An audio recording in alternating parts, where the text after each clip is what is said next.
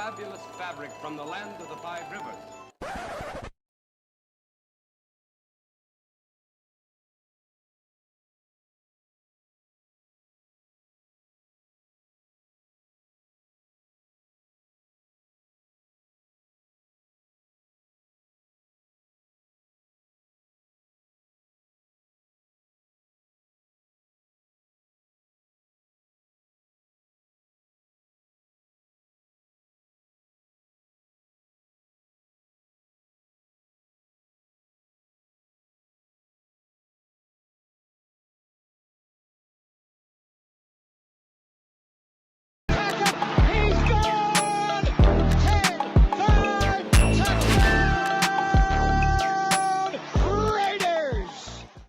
Years ago, when we came to Los Angeles, I really believed that the greatness of the Raiders would be in its future.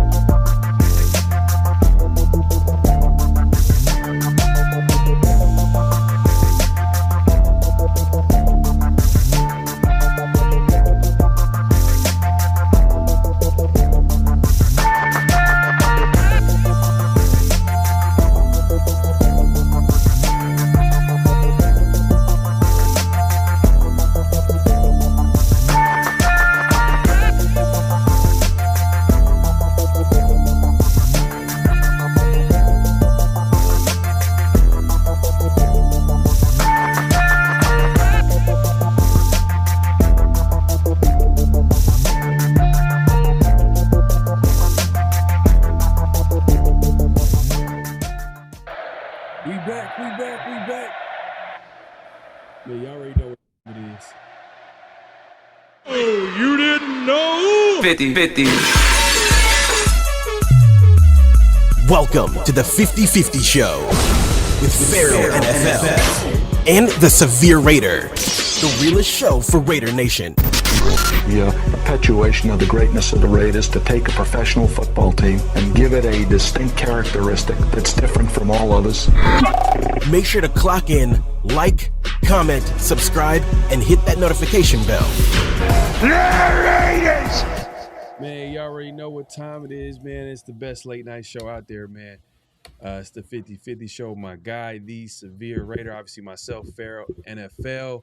If it's your first time joining us, definitely clock in, as we like to say it, man. Clock in, like, comment, subscribe, hit that notification bell. It's only right, man. Appreciate everybody coming through and supporting the show as always. We got a lot to talk about. Another off-season edition of the 50-50 Show. We got a few things to talk about. We got a few weeks until training camp starts. So in the meantime, there are a few things that we want to address. Obviously, some of the things that's going on in the NFL, some of the rumors, some of the news in regards to the team, and some of the high praise that some of the players are receiving. We'll get into that later in the show. Man, we appreciate everybody coming through. Salute to everybody pulling up. Coach in the building says Lawrence Taylor compared himself to Jeanty. Nah, that's not that LT. There is another LT, man. plays the same position. I know you being sarcastic here, but my guy Coach pulling up. Appreciate you coming through. Garrett in the building says, first time in a while I finally caught my favorite Raider content providers when they start instead of watching the broadcast later on during the day. Much respect, man. Salute to you. Appreciate you coming through our live show. And we appreciate everybody watching the replay too as well, man. So whatever works with you, man, we appreciate everybody coming through. As usual, Reese Rock in the building, my guy. He says, dang, Rodgers. But that's why one hedges the bet. They still win? Okay.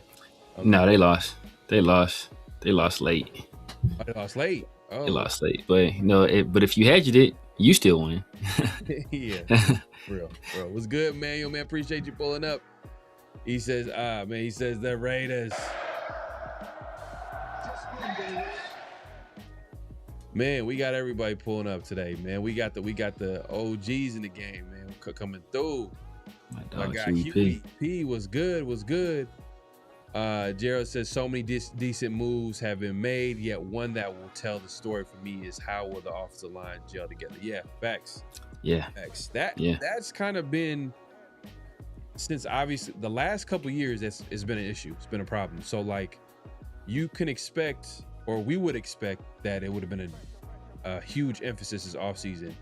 And I think they've kind of addressed it in certain ways. I mean, by obviously, signing Linderbaum to that huge contract, which I think probably was it the most an interior offensive lineman. I don't know if he broke that. The most for a center. I don't know if it's the most for an interior offensive lineman, but sure the most for a center. But he's getting paid like a guard, and the guard market has exploded like the last crazy. Like they're getting paid. He didn't clear it the next center by like $8 million per year average. And Kubiak said how important the center position is for his offensive line. So for him to get that guy, and then obviously we all know that if you look at all the good Raiders offensive line in the past, they've had a good center, and center has been an issue the last couple seasons. You know what I mean? For a lot of different reasons. Some people were like, hey, some guys are playing out of position. There's a lot of different reasons, but we got Linderbaum. I think he kind of solidifies a little bit the interior. There are still some things that need to get sorted out. We'll get into that as far as that guard. Some might even still talk about the right tackle position. But I think people are more comfortable at right tackle than they are with the guard position. Like, they're still trying to figure that out. Like, Spencer Buford has a little bit of a stronghold right now at left guard. And then obviously JPJ, I think, is probably in the lead right now. I know there was some talk that Caleb Rogers might overtake him, but we'll see. There might be some competition there. Maybe for good reason. Maybe to bring out the best out of the players. Back. We got Money Chuck in the building. Let me guess, LT doesn't know what he's talking about, or was somehow forced to say Jeanty is like him. Nah. I wouldn't say that. Hey, look. We'll it's gonna be one of our notable quotables.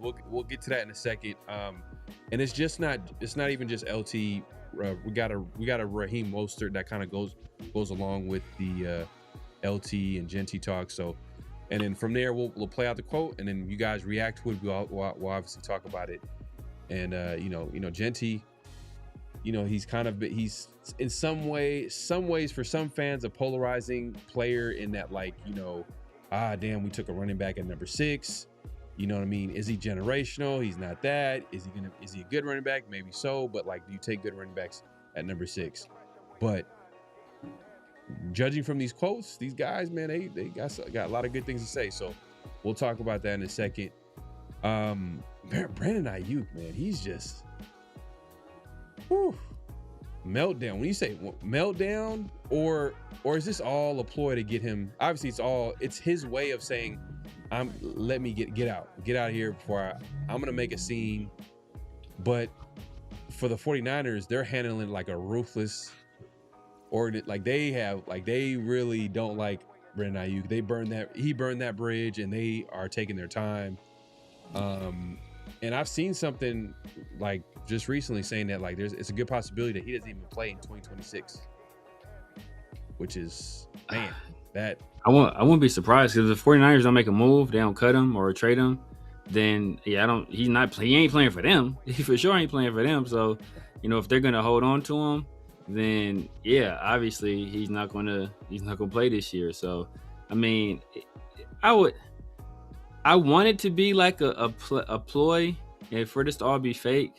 But if it's all fake, bro, like you putting all your eggs in this one basket as a strategy, and that's just not an intelligent move, especially when that strategy involves you portraying yourself as an unhinged, unreliable person with lots of money. Like those are the worst. Unhinged, unreliable people with money are the worst, most dangerous kind of people. So like that's the opposite of what you want to be portraying yourself as, especially if a team is to give you millions of dollars and to trust you to be the number one wide receiver on their team. Like what they want is stability. So you portraying yourself as somebody that's unhinged and unstable, that's like counterproductive. So I don't know what he's doing. I don't know who's advising him. Can't be anybody smart. So like he's really like he's doing a number on himself, man. And this ain't like a Tom AB situation where AB, he knew he had a golden parachute in Tom Brady, where Tom Brady was gonna come to his rescue. Tom Brady had pull in New England. He was able to get him over to New England. And then AB immediately burnt that bridge. But guess what? When Tom Brady went to Tampa Bay, what did he do? He brought AB over with him. So, there's nobody in the NFL that's gonna extend that olive branch to Brandon Aiyuk that I know of. So he can be digging his own grave right now. Yeah, Antonio Brown needs a 30 for 30, and I think Brandon Aiyuk, in his own way, he for sure needs his own 30 for 30 documentary to understand like what is going on, like, because I believe he fired his agent too as well. So I don't know who's in his circle, who's who, like you said, who's advising him. If you want to believe this, there's some part of me when I first seen that, I'm like, man, like you're beefing with the quarterback of the team that you're trying to go to. That's not really gonna help you get to the Commanders if you're gonna beef with Jane Daniels. So if you guys are late to the party, Brandon Aiyuk, I guess, reacted to some clip where some fan was like pretty much calling at Jane Daniels, and he got his attention, and then he starts cussing him out and saying that Brandon Aiyuk will never play for this team. You better not let him play with this guy. Just egging him on, and Jane Daniels is just laughing. He's laughing it off. And one thing led to another. Brandon Aiyuk comes out with his IG response to the video, on top of him kind of implying that, like, I think Jane Daniels probably texted him some things saying that, like, hey, this is my team. You're going to have to play with my rules. And then he starts going at him, going at his mom, and this and the third. But it also could be a ploy to get him out of, to make it seem like, he's not going to go to Commanders. But I don't know. But it's hard to give him Aiyuk kind of benefit of the doubt, because everything that he's doing doesn't make any sense. But yeah, also him doing this is just, I can't even run it past him. Like him and Jane Daniels probably are like, let's try to see if we can. But I don't know. It's stupid. Like know what that's like? It's like, when you a kid and you like a girl, but you ain't got no game yet, or you ain't got no confidence yet. So you don't know how to approach her. So you just be mean to her. You be like, do little stuff to treat her bad. Like, cause that's the only game you have. Like, that's what he's doing. Like, bro, that don't work. Like, that's not how you go about macking. Like, just treat, like, that's not how macking goes. So like, that's what he's doing. He's doing stuff that's counterproductive to his eventual goal. Like, bro, just handle this stuff behind the scenes, bro. If you need to get the Players Association involved, hire a lawyer, do stuff like that, bro. Just like he looking like low-key like Chandler Jones right now, bro. Like, only thing he ain't dropped is if he come out, he drop an R&B song talking about the 49ers, it's a wrap. He threw. Every time I think of Chandler Jones, I just think of that clip where he's just like, where he's just like, just trying to hold in. Man, I don't even want to make fun of like the song he made about Josh McDaniels. He made a whole song about. Did he make a whole song about Josh? He made a whole song about Josh McDaniels, bro. Roasted. That's crazy. Alfredo says Aiyuk is first guy to get CTE from knee injury. Yeah, you know what? But not to joke around, man. You know, Marshawn Leland, who you know, I think he the Cowboys player that died during the season. Yeah. The doctors basically gave him a grade 1 CTE. So whatever that means, I got to look into, you know, actual, you know, the severity of it. But they basically are like diagnosing him, saying that he did have CTE, which is kind of crazy because, you know, he did take it. I think he took his own life, right? Yeah. From that whole situation, that was like a big story during the season where, you know, unfortunately he lost his life. But they did a study on his brain and they found CTE and they graded a grade 1 CTE. Actually, I'm gonna look into that actually. We're talking about it because when I seen that, I looked at that real quick. But yeah, man, the Aiyuk situation is just not getting better. I actually want him to get released. So I just want to see if like what team was gonna actually sign him, and if it is the Commanders or I don't even know. But the way the 49ers are playing it, they're like, man, now we're gonna like destroy your career. You're like, you're not gonna embarrass us, like, or however way. They're just taking their time because he doesn't have any leverage. He's doing it to himself, bro. Like there's not like there's any guaranteed money left. Like they literally it's the Niners have all the leverage right now. They can take their time. Like they don't. I thought they just paid him. That's the thing. I thought didn't they just pay him? Okay. Didn't they just pay him? Yeah. Remember before I want to say before he got paid, everybody was talking about the Raiders need to go after him because of the AB connections. He was close with AB from their time at Arizona State. Yeah. So like, yeah, bro, like I think they just paid him. And then like, remember, as soon as he got his bread, he started acting the fool, bro. Like as soon as he got paid, he was at the jewelry store. He wasn't showing up to nothing. But he bought them chains. I think he bought like a platinum chain and a gold chain, the matching. He was at the, like, just wild. He's just been wilding ever since he got money, bro. Just wild.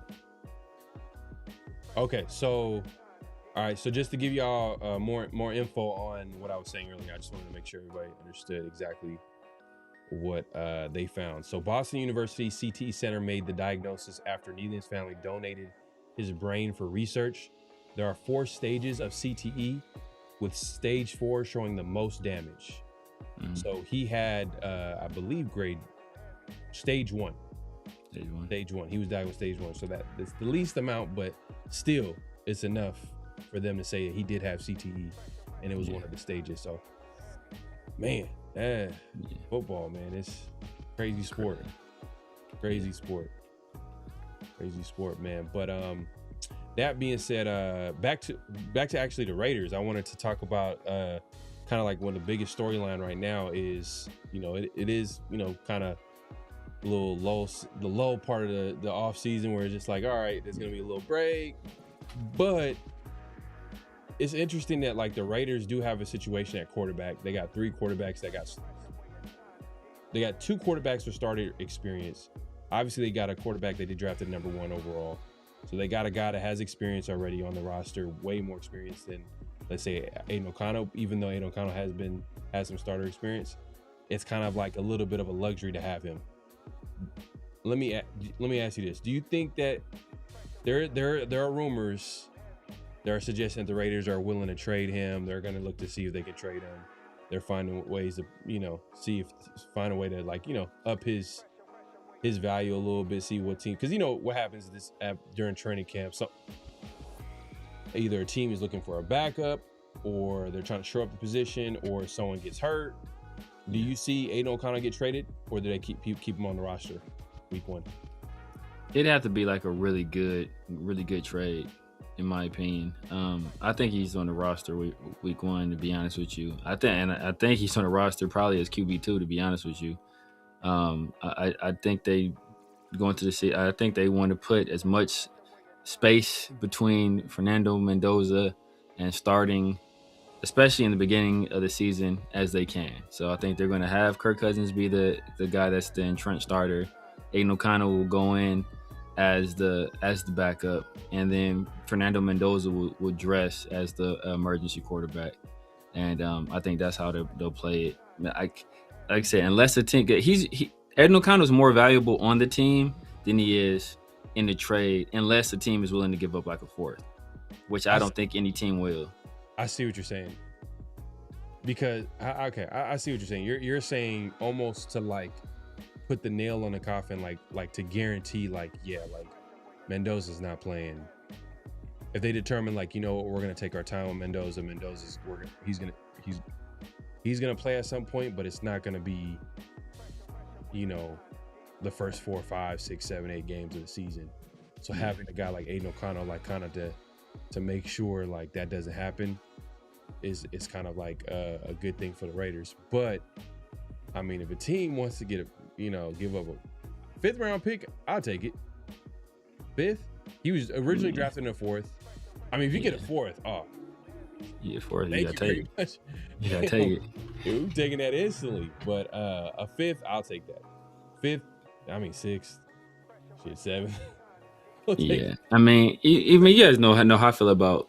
You know how I feel about Aiden O'Connell, but you know, like I said, I think he's more valuable on the roster than he is in the trade. Unless you get bare minimum of a 5th. You cannot trade him for anything less than a 5th, because he's still he's a quarterback. He's won games in the league, you know, not at a high clip or a high level, but he's won games in the league. He's been performing well in many camps and OTA, so you know, take that with a grain of salt. But he's a guy that's he's gonna be studious. He's gonna work hard. He's going to learn the offense. He's going to, you know, be responsible, be a good presence in the locker room. I think all those things are things you want, especially if you have a quarterback room like the one we have, where you got Kirk Cousins, who, you know, he's in the later stages of his career, but he still wants to play. You have a young guy like Fernando Mendoza that wants to learn the NFL game, obviously wants to see the field, but he's not ready yet. And you got a guy in the middle, and Aiden O'Connell, who not necessarily a grizzled vet, but he's not a young guy either. So he's that perfect like bridge between those two guys. So, and I think his personality just fits in perfect in that room.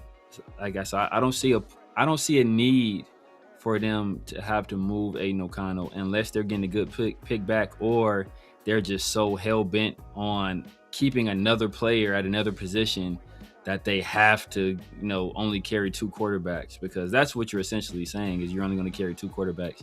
And then you kind of put yourself in another precarious situation where, you know, is that what you really want to do, is only carry 2? Because we kind of carried 2 last year, but we had Cam Miller on the practice squad. So technically we had 3. Obviously none of the quarterbacks we have right now are going to go on the practice squad. So like the Raiders might have to carry 3. Yeah, no, I hear what you're saying, but if a team is offering a 5th, you kind of almost have to take that. You got to consider it. You got to take that. Come on, like, because what was AOC? Is he on his last year? Should be his last year, yeah.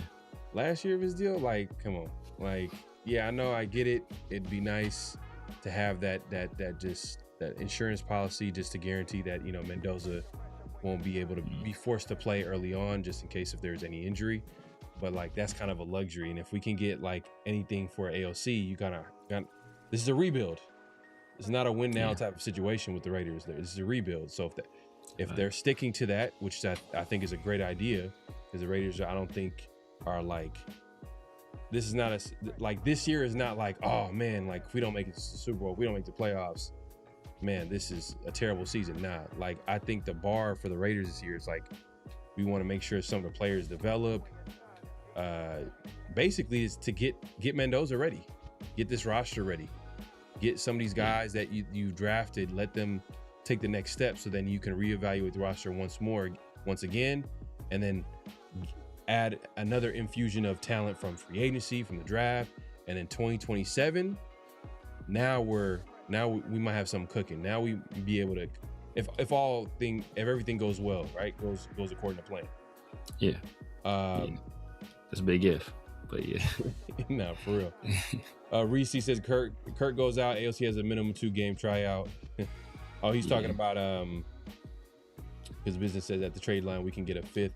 But you know what? Like, I think teams would rather trade for a quarterback before the season than during that time. Because think about it, like the NFL, it's tough. Like if you don't have a, especially the quarterback position, like if you miss the entire offseason, like there's so much things that like it takes to be successful at the quarterback position. Timing, knowing the playbook. Yeah.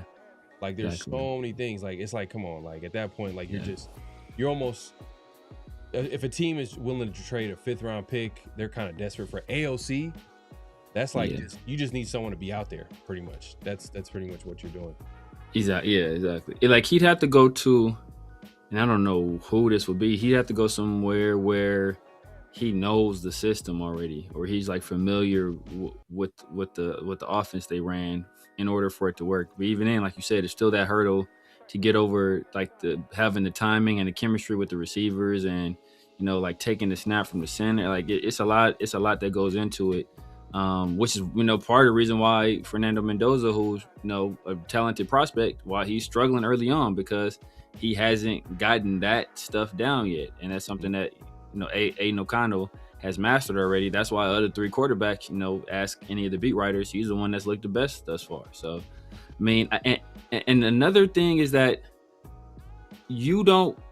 ideally you don't want Mendoza sitting right behind Kirk Cousins, because every time Kirk Cousins gets sacked or throws an errant pass or throws an interception, it's going to be the crowd chanting for Fernando Mendoza.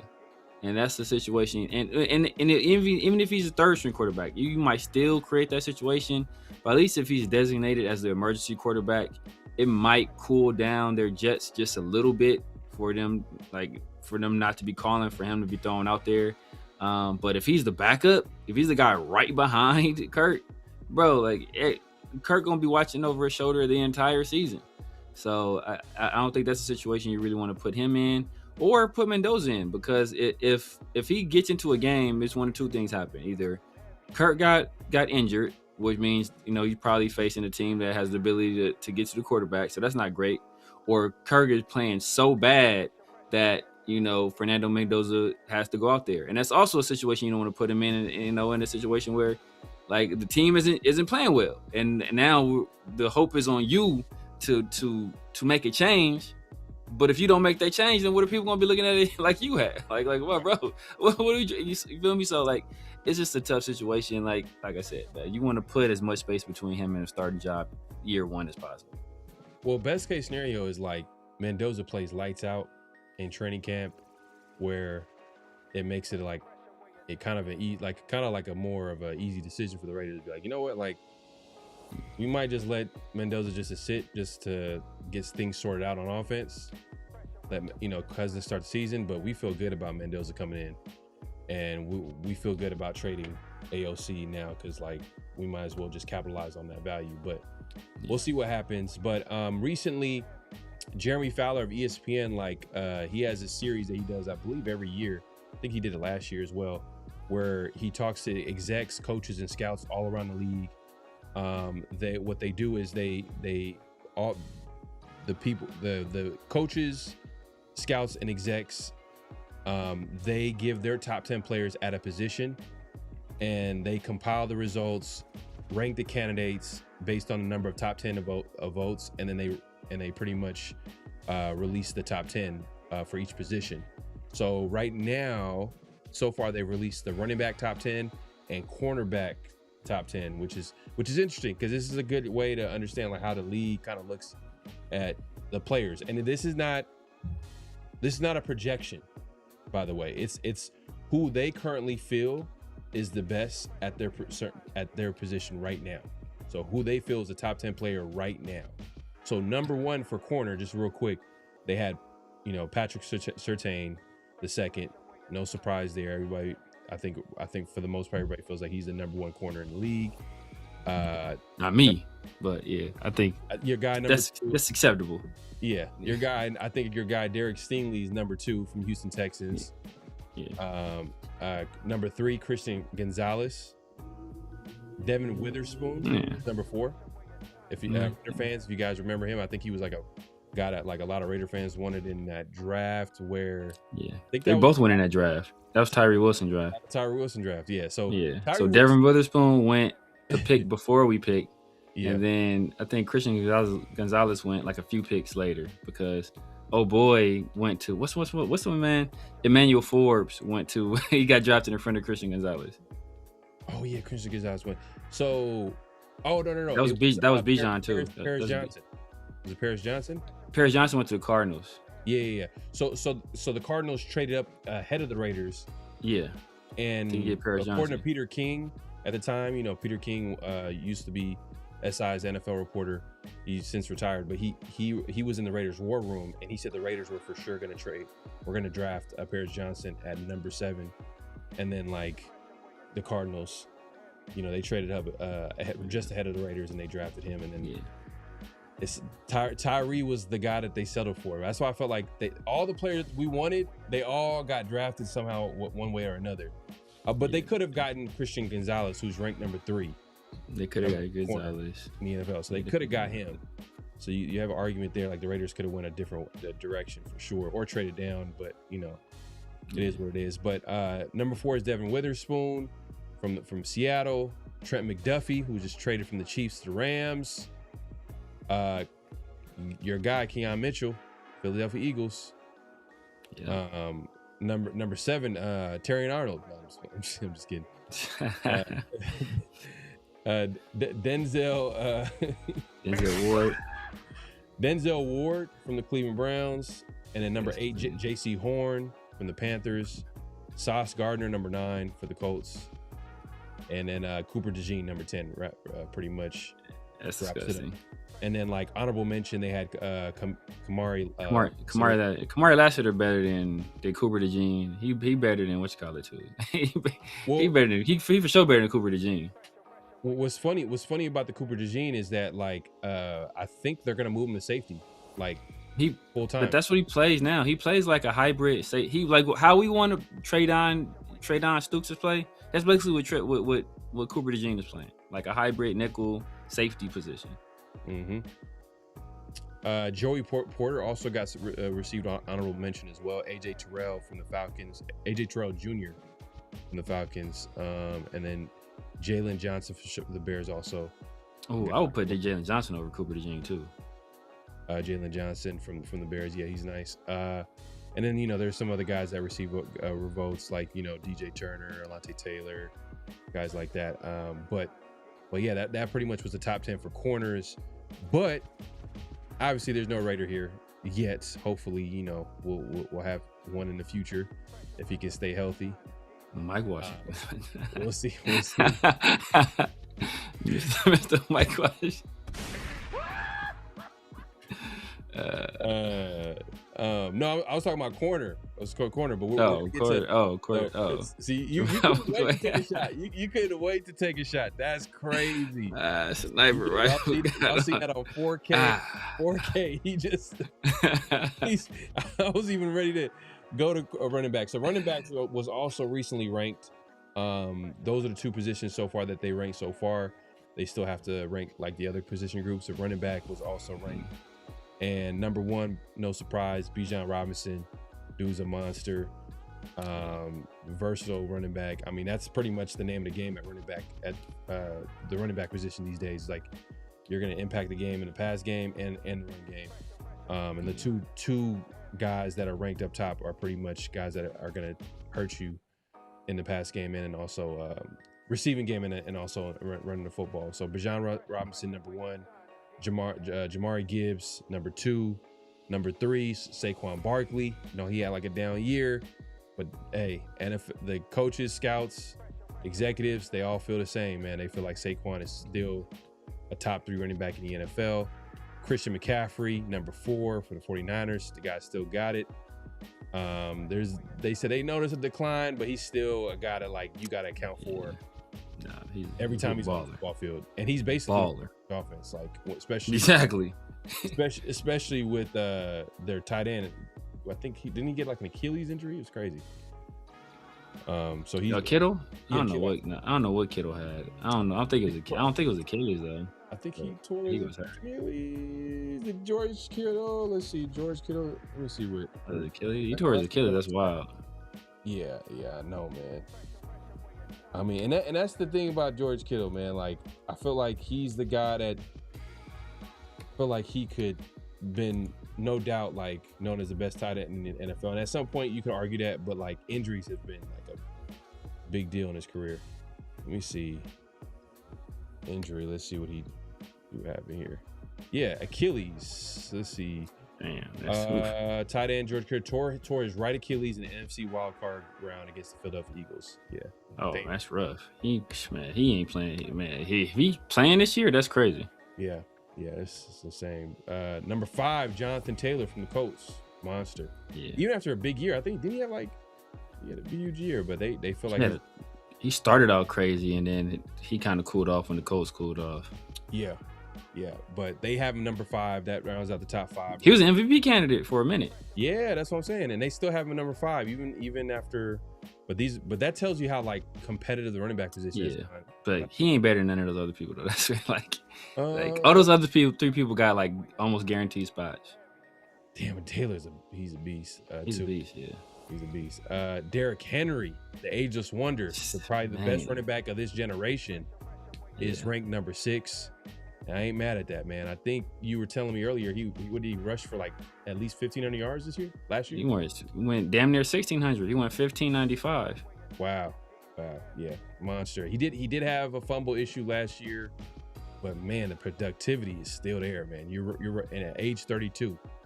And I think this is a crazy stat. He broke off 17 runs of 20 or more yards, 4 more than any player, on his way to 5.2 yards per carry average on 307 attempts. Man, the dude is a monster.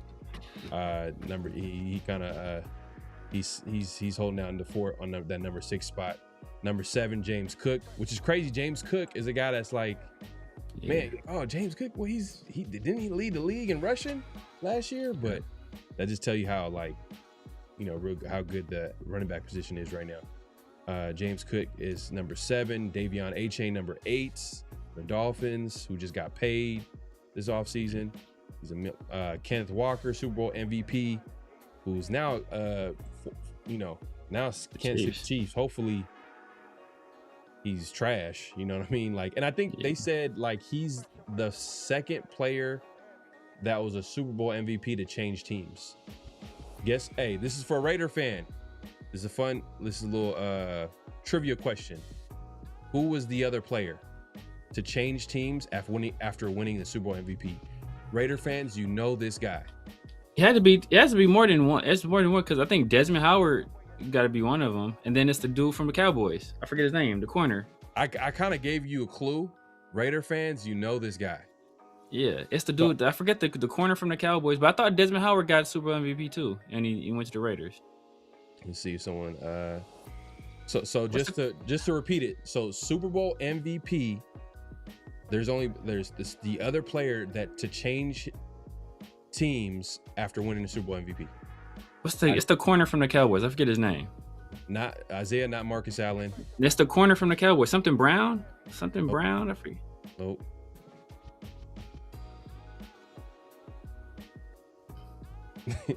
It's kind of a depressing stat or player to know if you're a Raider fan. To change teams? After winning Super Bowl MVP to change teams. The only other player. Malcolm Smith.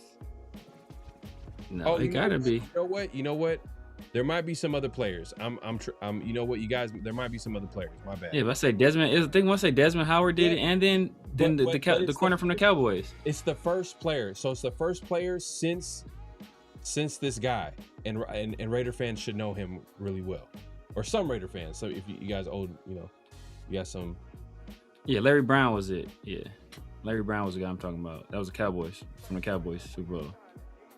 So Kenneth Walker was the first player since fill in the blank player's name to change teams after winning Super Bowl MVP. So I gotta rephrase that question, or that trivia question. So who's the last player to change teams after winning Super Bowl MVP?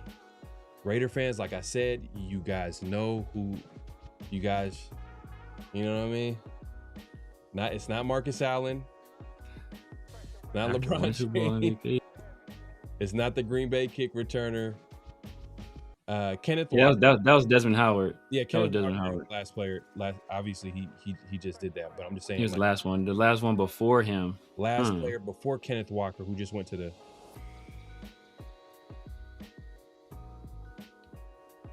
Super Bowl MVP. Damn. Who would it be? I'm trying to think of Super Bowl MVPs. It can't be Vaughn. Is it? It's not Cup, because Cup was the MVP, but he stayed. Trying to think who else would it be. Just let me know, man. Just let me know, man. I'll break it to you. Go ahead. Give it to us. Dexter Jackson. Safety from the Tampa Bay Bucks. That's why I said, Raider fans, you ain't gonna like this, man, because the Bucks went crazy. Yeah. It seemed like everybody got an interception that game, but Dexter Jackson, I think, didn't he have like a pick six? He had like a few in that game. Yeah. On his at least two. MVP. So Dexter Jackson, safety from the Tampa Bay Bucks, won the Super Bowl MVP and then changed teams right after that. So that was the last player before Kenneth Walker. Yep. Mm-hmm. So Kenneth Walker is number 9. Breece Hall, number 10. Wraps up the top 10 right there. New York Jets running back who was able to sign his deal. Or did he sign a deal, or was it a franchise? He signed a deal. Signed a deal? Okay. Honorable mention, Josh Jacobs, Kyron Williams for the Rams, and Quinshawn Judkins for the Browns. So these are all guys that were listed honorable mentions. Guys that also received votes. Actually, Jeanty received a vote. Travion Henderson.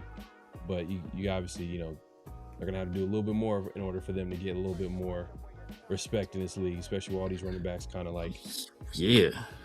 It's some good competition, to be honest with you. Bro, they not better than Kyron Williams, bro. Kyron Williams not even in the top 10. Neither one of those dudes is better. Quinshawn, Travion, or Ashton ain't better than Kyron Williams right now.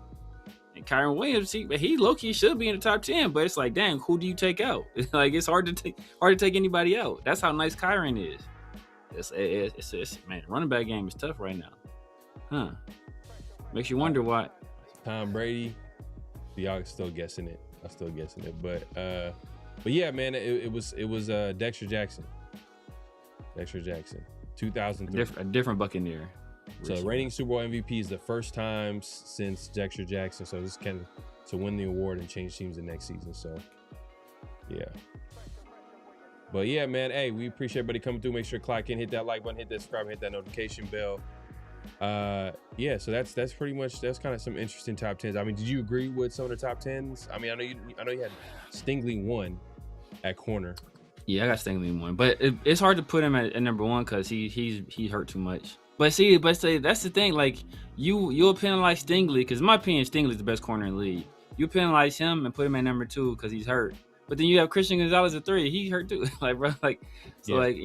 hard to put Christian Gonzalez over Devin Witherspoon if you talking about guys that are more healthy. Yeah. But yeah, I mean, I agree with that for the most part. Like I said, I think Kamari Lassiter should be up there. I'll take Cooper DeJean out. But Cooper DeJean is nice. There's not taking nothing from Cooper DeJean, but I think Kamari Lassiter is just one of the best corners in the league. The only reason he's not getting this credit is because he plays across from Derek Stingley, but Kamari Lassiter is a dog. And Georgia corners really ain't been that.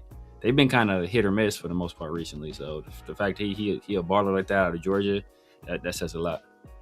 So Ruben, so what it is that like, it's the reigning Super Bowl MVP. They won the MVP, and that same offseason, they went to a different team. So Malcolm Smith might have went to the Raiders, but like he went to them like maybe the following offseason, but not like same offseason. Because he played in a Super Bowl where they lost to the Patriots. Mm-hmm. Yeah, man. But yeah, I mean, to be honest with you, like the list is solid. It's you probably could change 1 or 2, but it's like damn, like. I can't get mad at it. I mean, if you want to drop some guys, I mean, like Saquon didn't have like the best year. If you want to be like real competitive, and you're talking about right now, maybe you put like move some guys up over Saquon just because he didn't have the best year. But like I said, like these are how execs, scouts, and coaches are looking at this player, and they feel like he's still that guy. And I feel like a lot of Saquon's struggles last year had to do a little bit with the Eagles, offensive line. And then I know that you were saying that, basically he rushed for 2,000 yards. And usually when running backs have that high of production, there's going to be a little bit of a drop off the following season. So, that high usage. Yeah, high usage. Yeah. So, yeah, man, I don't know. I think this list is pretty good. I'm not going to lie. And I'm hoping we get a running back in there, You shouted at a running back earlier. You kind of said it too soon. Mike Washington. Mike Washington. Oh, okay. Mike Lowry. Oh, okay. All right, man. But like I said, we appreciate everybody coming through. We're going live on both our channels. If it's your first time joining us, definitely clock in, subscribe to both channels, hit the like button, hit the subscribe button, hit that notification bell. Here we go. We got Oh, okay. You actually posed this question. You said which sophomore or rookie will make the list next year. So is this? I guess this is specifically for running back. Yeah, specifically for running back. Yeah, which sophomore or rookie will make the list next year. Man, I think Kenneth Walker drops. Like low key, I don't think Kenneth Walker should be up there now. I think Kenneth Walker's up there just off what he did in the playoffs. Yeah, because we did. I think I would put Kyron Williams over Kenneth Walker. Damn, Quishon Judkins is I like. You know what? Ashton Jeanty might have a shot if he has a big season. Yeah. I think Breece Hall and Kenneth Walker can be overtaken. Well, it's gonna be tough for Breece Hall because Geno, their quarterback, right? Breece Hall gonna get it. They're gonna run the ball. They run the ball like a mug. But hey, but look at our wide receivers though. So Ashton gonna get a lot of touches too though. So that's Davion A-Chain. Damn it, A-Chain is nice. If A-Chain is healthy, he a dog. Yeah. I think Judkins is gonna have something to say. I think Ashton might have something to say. You mentioned Kyron Williams. Yeah. But he's not a sophomore though. I'm just talking about rookies and sophomores. Oh, you're talking about okay, second year players. Okay. Yeah, for sure. I mean, I don't want to forget about Trevion Henderson too. I don't think he on because he's in a real timeshare. So that's like it's gonna be tough. He's in a true timeshare, him and Ramondre. So I don't think he'll crack top 10 unless he just goes bananas, which I don't think he will. Yeah, but like I think if he's as talented as you say he is, he could have, you know what I mean, like high end, like his ceiling could be like Jahmyr Gibbs type. Yeah. But see, think about it like this though. Think about it like this. Yeah. Vrabel was the guy that kept playing Deion Lewis over Derrick Henry. Yeah. Think about that. The greatest running back of our generation. It took Matt LaFleur being like, dog, if you don't fucking play this, you don't play this dude, bro. I'm gonna kick your ass, basically. So that's what it took for him to finally start playing Derrick Henry. So I mean, is it a surprise that he's not playing who everybody think is the best running back on the team? Not a surprise. But let me ask you this: do you think Derrick Henry's better than Adrian Peterson? No. I don't think LT better than Adrian Peterson, but that's like a debate. You could debate that. Man, but, yeah, it's just pure like running the football. Yeah, AP is just a monster, but like, bro, it's like I've seen it. But LT was hella smooth though. He was more versatile. He was poetry in motion. Yeah, he was poetry. But but just a pure runner. Just hand the ball off. Right. Adrian Peterson was like crazy, he was bro. Meant to do that. Like what Adrian Peterson was meant to run the football. Like that's. Bro, I seen the dude jump cut 8 yards to the C gap and then just take off like 60 yards. Like to me, when he came back crazy. When he came back early from the ACL, ran for like 2,000 yards, almost broke Eric Dickerson's rushing record. Yeah, that's insane. And he could have broke it. I wish he did, just because they would have been a great story. Like, damn, like come back for ACL, break like your all time. That would have been crazy, but politics and like they respect for the game. It's crazy that they don't. Oh boy, forgot about that though. Different sport, but the guy from Miami that broke Kobe's. Bam. Yeah, Bam at about because the way they did it was hella forced. It was like hella forced. But that's a whole different conversation. But I mean, I'm trying to think. So the running backs, the rookies and sophomores. I mean, obviously, I think Quishon. I think to me, the three are Amari and Hampton. I think low-key, I think Amari and Hampton got better chance than anybody. Oh yeah. Amari and Hampton. Yeah. I would say Amari and Hampton. I'll probably put Ashton Jeanty second behind Amari and Hampton. Just because we got Linderbaum and we got Kubiak over here. And then, then I would put Quinshon Judkins third. And then fourth, I might put my guy out of Notre Dame. I might put him over Travion just because he gonna get the rock for sure. Damn. Yeah, he's nice. He gonna get the rock for sure. That's what I don't think Travion gonna get enough carries to like. He's not gonna get enough touches to do it. I know Hampton gonna get touches. I know Jeanty getting touches. I know Judkins getting touches. And I know Love's getting touches. I wonder does Travion? I don't know. What's the? I don't know if you know this, but like, do you know what the state of Cardinals offensive line is? Like, I know they got a good left tackle. Yeah. But outside of that, I'm not sure. That I don't know. They got Paris Johnson. And they already have another running back too. So it's like, James Conner though. James Conner's solid. He's solid, but I'm just saying. Yeah, he's solid. But what I'm saying, he's like he's a Montgomery. Yeah, exactly. You get what I'm trying to say? Exactly. Yeah. So he's like, okay, oh, you got James Conner. Okay, yeah, okay.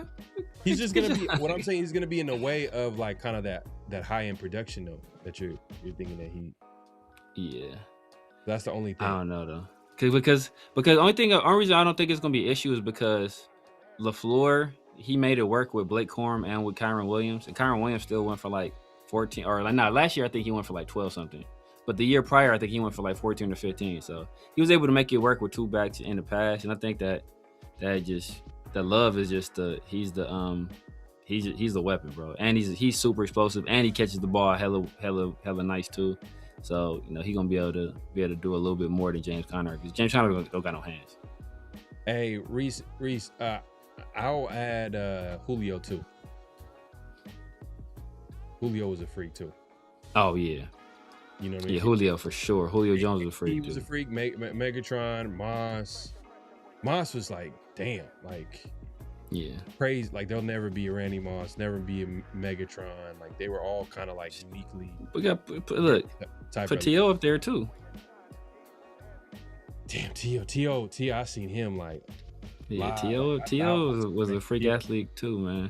But it's crazy. He like coming out the draft, he wasn't really known for his athleticism. I'm not sure if he was like known. I know he didn't have like run a fast 40. Yeah. But I don't know. But neither did AB though. AB right. Yeah. You ever see, bro? If you see it's crazy. You ever see AB workout, bro, during the combine, bro? You would think like, oh, this dude about to be cheeks. This dude about to be Trey Tucker, but slow.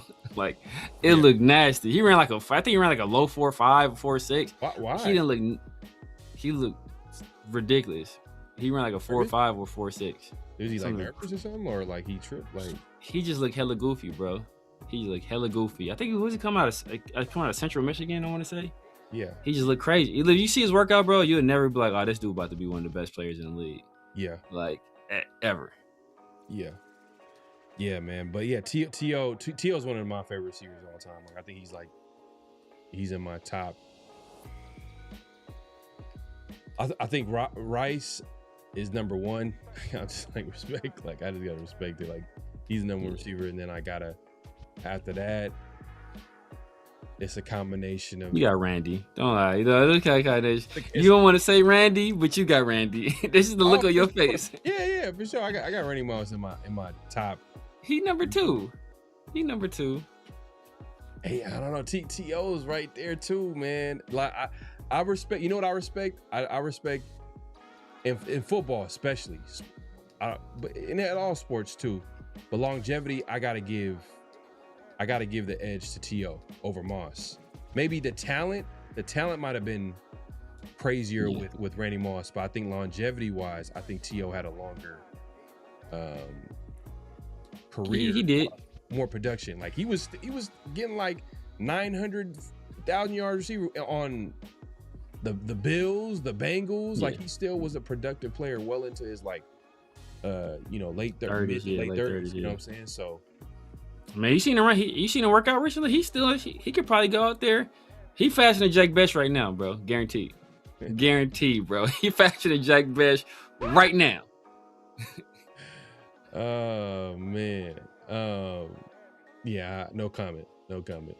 Nobody likes Megatron, T.O., Randy Moss, and Darius Hayward-Bay. Nah, hey, Darius Hayward-Bay was a freak athlete too. He had feet for hands, bro. He ran hella nasty too, bro. Like Randy was like he didn't even look like he was running fast. Yeah. He just was blowing by people. But he threw the hand up, bro. You know it was a wrap, bro. He threw that. I think who was talking about? I think Dante Hall was talking about that. How Randy did him dirty. He was like, I ain't worried about Randy Moss. I ran a 4.3 and all this. But T.O. Moss and Rice is top three. I got to give it to them. And then like, damn, I wish Megatron played longer, but I got Megatron over T.O., but that's me personally. I feel you. I don't, but the talent. I get you on the talent, but it's just that. Damn, T.O. was a monster. T.O. was running over like linebacker. He was running over He was blowing by people, and he was running people over. Like the physicality. That's the one thing that I give him over like Moss, and even speed. He was fast too. He was fast, yeah. Like it was crazy, but yeah, like DK hella fast. Oh, okay. All right. So we always bring up this conversation about like top 5 because we like the receiver position. All right. Rice, Moss, in no particular order. Rice, Moss, T.O., Megatron, Fitz, Marvin Harrison. I'm going Fitz over. Damn, that playoff run. He single-handedly. That playoff run, he single-handedly took the Cardinals. Like he could have won. Like if they won that Super Bowl, he was like he was the best player on the team. He willed that team. Like that whole playoffs. Like he was dominating. Not for sure. Fitzgerald. He's in your top 5? Yeah. No, I'm not mad at that. Like he's for sure top 10 for me, but if AB would have kept his head on straight, bro, AB would probably be top 5 for sure. Like that's the kind of run he was on, bro. That's the kind of crazy run AB was on. If AB kept his head on straight, bro, AB would probably have snuck into the back like top 5. Is Julio in your top 10?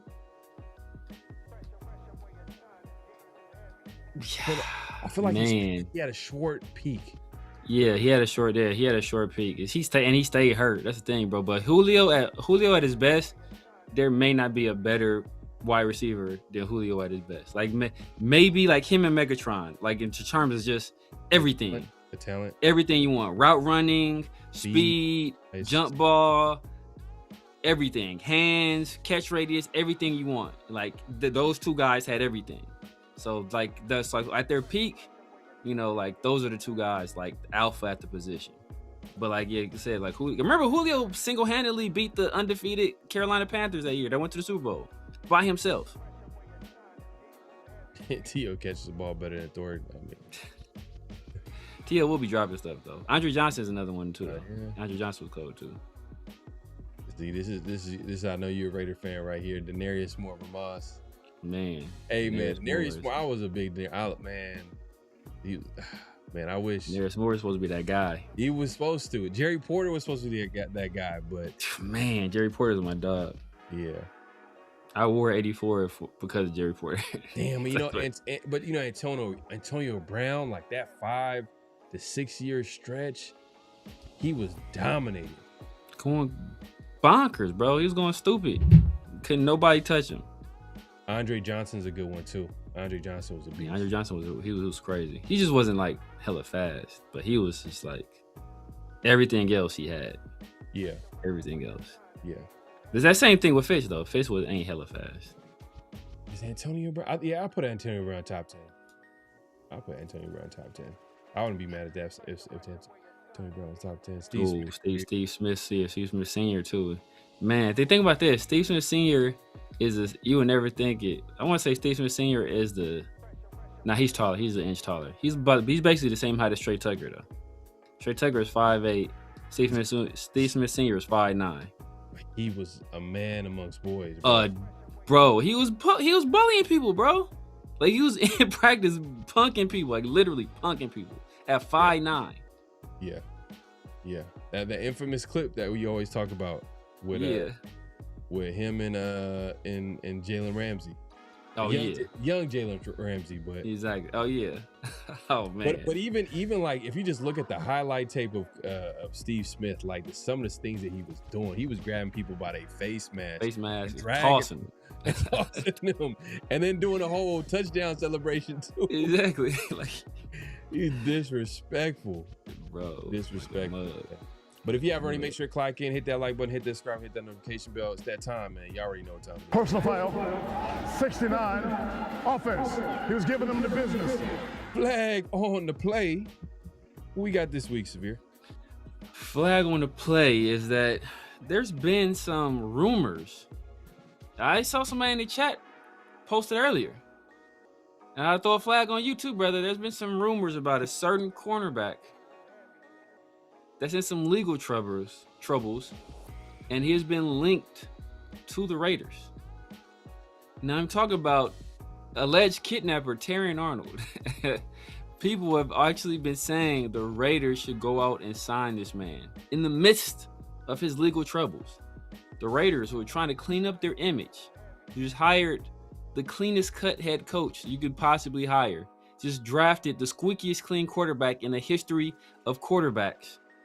You want us to now go out and sign a guy who's been accused of kidnapping somebody?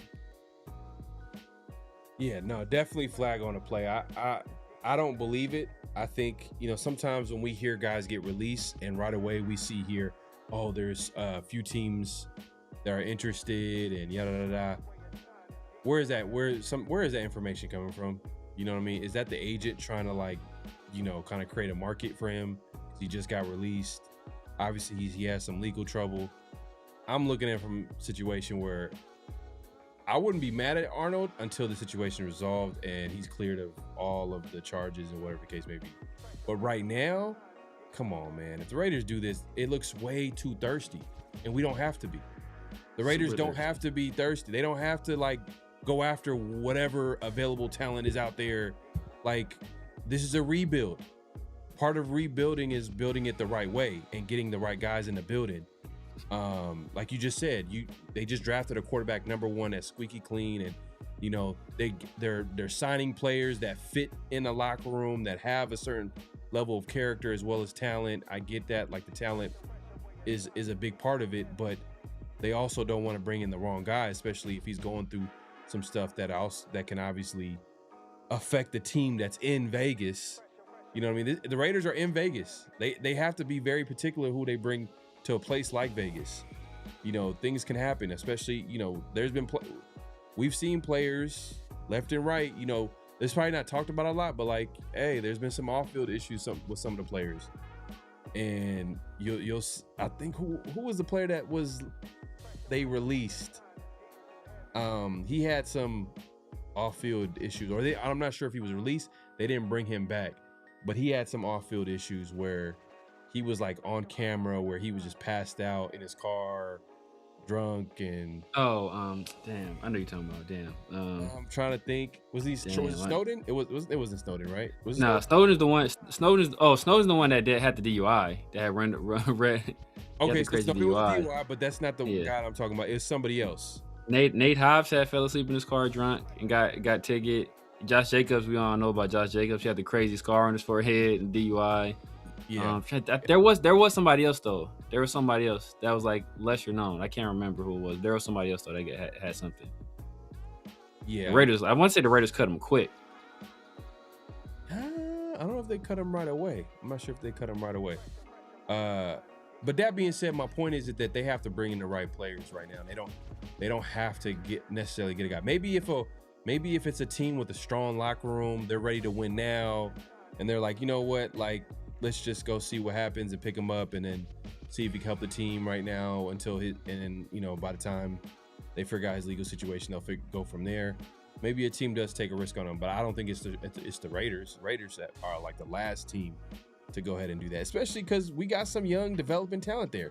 Why don't we just go ahead and give those guys a chance to develop? And you drafted a Darian Porter 3rd round. You drafted a 4th round rookie corner who everybody projected to go in the 1st round, going top 10.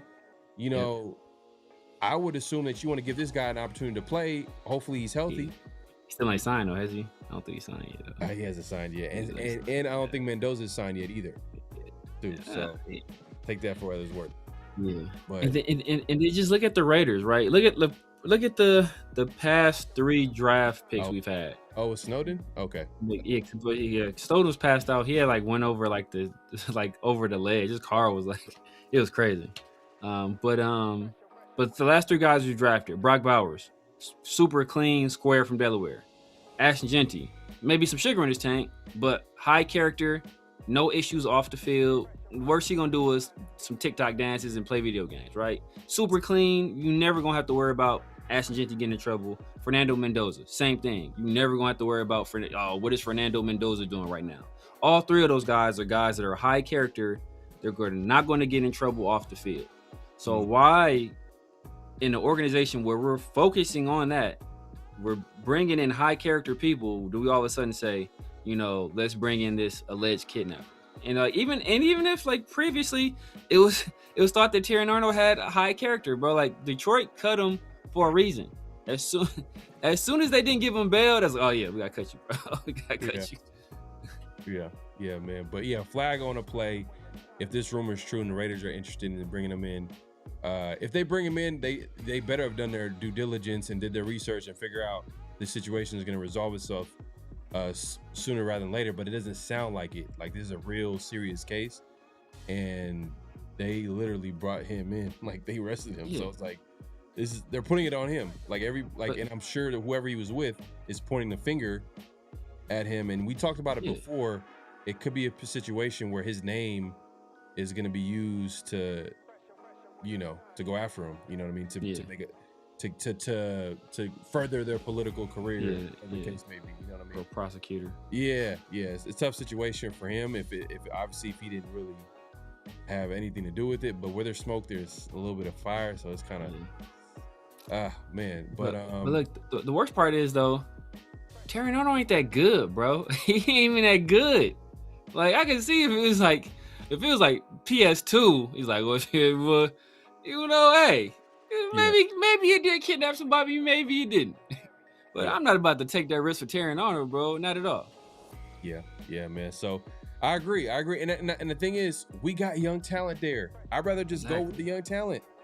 Figure out what we got in the room, develop that. Like, you drafted a guy in the 3rd round last year. I know it's a different defensive scheme, so maybe there might be a little bit of like questions there if he could fit. And you know, you drafted a Ezekiel Masses I know it was like in the fifth round, but like there might be something there. You know, if he has a good training camp.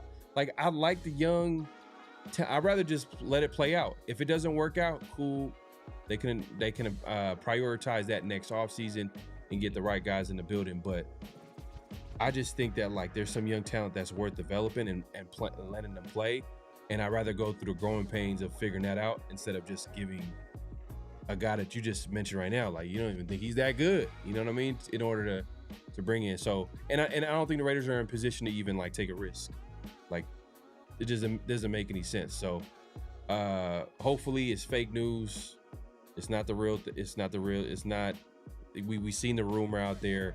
Hopefully it's fake news. But if it's true, flag on the play on the Raiders, and whoever thought this was a good to put this out here, man. Who put I want to know where this actually, like, come on, man. Like, who put this out here, man? Like, why would be his people? Yeah, gotta be his agent. His agent is trying to like figure out a way how he can stay in the league.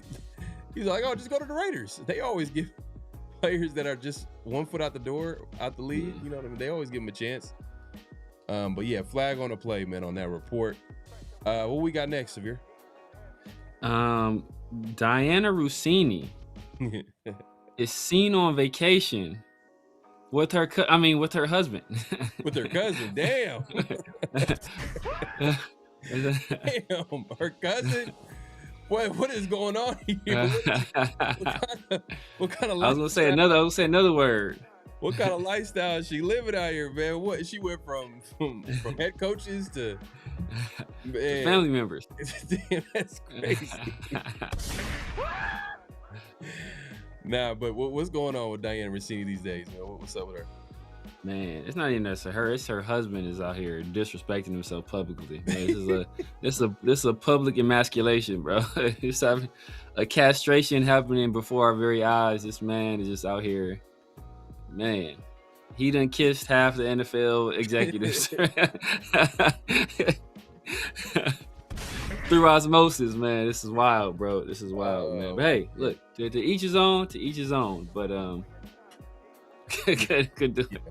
So I guess, you know, what you're talking about is like there's a clip out here, you know, that everybody, like, she hasn't really been seen in the public eye. There haven't been any footage of her out and about, and I guess they got footage of her on vacation with her kids and her husband, and like everybody just like, what? Like, your husband is on vacation with her? Like, after all, like, you know, everything that's come out, everything that's been confirmed that, you know, she's been, and he's just out about with the family. You know, hey, at the end of the day, it's not my business. It's, you know, that's that man's family. That's how they work. But it is kind of like, kind of cringy a little bit, just because it's like, damn, like all this stuff is out about, and like you're out here, you know, man, it's loud and proud with it, man. Yeah, it's ugly situation, man. It's insane, man. So you know, we got to call it like we see it, man. It's definitely a flag on a play on, and it's been flag on a play on Diana Rossini, but just on her husband. Her husband, she. I think this is the first time we gave her husband flag on a play. Yeah, bro. At this point, you got to, man. We got to, man. We got to. Oh, damn, man. The chat's going crazy. We appreciate everybody coming through. Make sure to clock in, hit that like button, hit that subscribe, hit that notification bell. We're not done yet. I mean, do we have any honorable mentions for flag on a play? I feel like we had our honorable mention. Do we have any? Do we have any honorable mentions? I mean, I know Stephen A got into some trouble. Oh yeah, man. Stephen A is all some trouble. I know. I saw it in the chat earlier. I know some people wanted to. Our boy Salvatore wanted to talk about basically USA cheating in soccer and still losing. Was the Adam Schefter just a crazy report or just a flag on a play? That was just a crazy report. That was just crazy. That's just wild. Yeah. So I don't know if anybody heard about the Adam Schefter report saying that like Sean Payton approached the Broncos owner about Bill Belichick being the head coach and he would be the offensive coordinator, assistant head coach, and then Bill Belichick would basically, he would help Bill Belichick kind of win the remaining games in order to surpass Don Shula. Don Shula is the all-time winning coach. So I think he's like 15 games away. And once he kind of reached that mark, then Sean Payton's plan was to become head coach after Bill Belichick hit that mark and just stepped down. That never happened because probably too complicated and too much to handle or whatever. So it never happened. But it's crazy that was a possibility. And this is coming from Adam Schefter. It's not coming from some random Twitter account. Exactly. With a blue check, you know what I mean? You got to it's look not coming from one of Rossini's angels out here giving fake reports.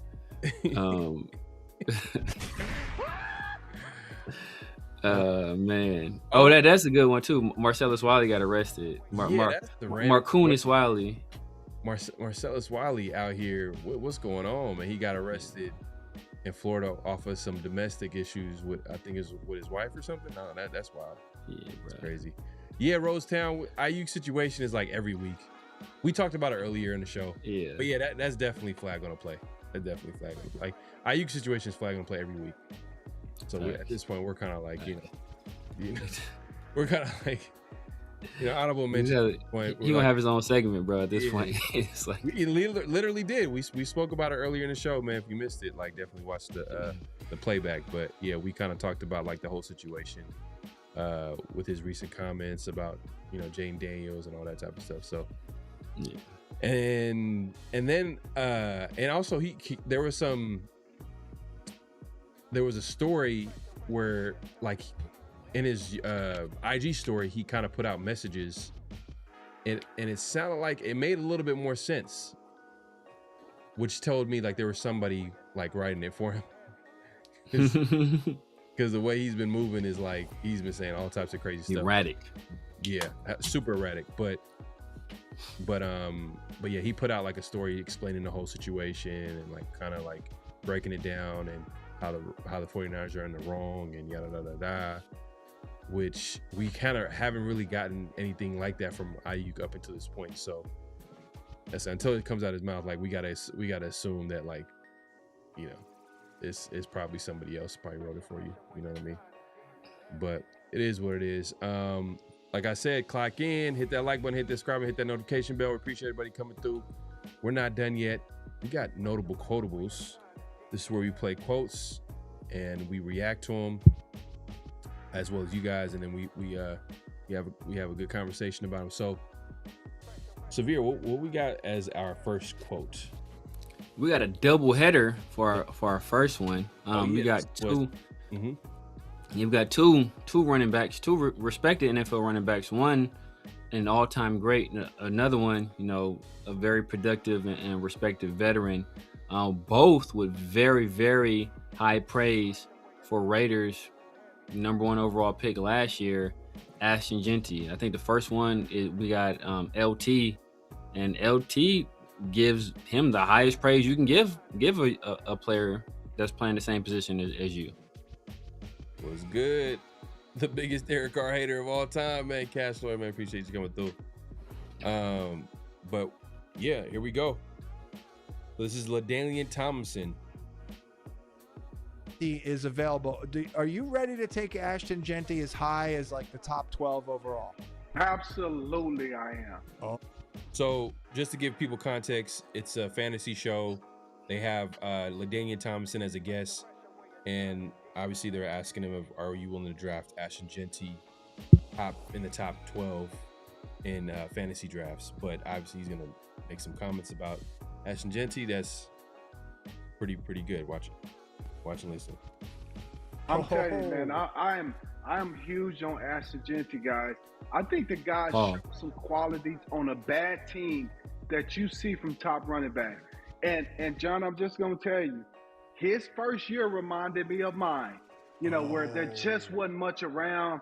It was tough sledding, man. I think I averaged 3.7, 3.8 yards to carry my rookie year. You did score twice on your first game, though. That's true. That's true. I scored over 10 touchdowns. I think it was 10 or something like that. But his first year reminded me, like, you see traits, man, of a player that can be dominant. I believe this season with better coaching, more players around him, I'm absolutely targeting Ashton Jeanty. I'm planning on coming out of this draft with Ashton. Let me just say that. Oh, damn. High praise.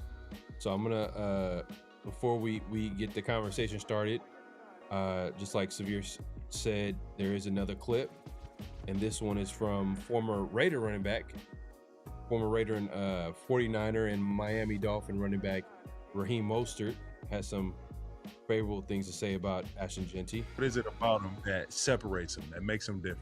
With him, and what makes him different, he's explosive, bro. Most explosive player I know. When he get that ball, he can legit jump cut in a phone booth, bro. At the same time, it's gonna make you feel something as well. You might have thought that he was tackled or whatever, bro. He'll just spring out for another 30. He doesn't have like true elite speed. He got enough to get up out of there, and he can catch the ball out the backfield and make something shake. He gonna be a special cat, bro. I can't wait to see him go from year 1 to year 2. I'm sold already.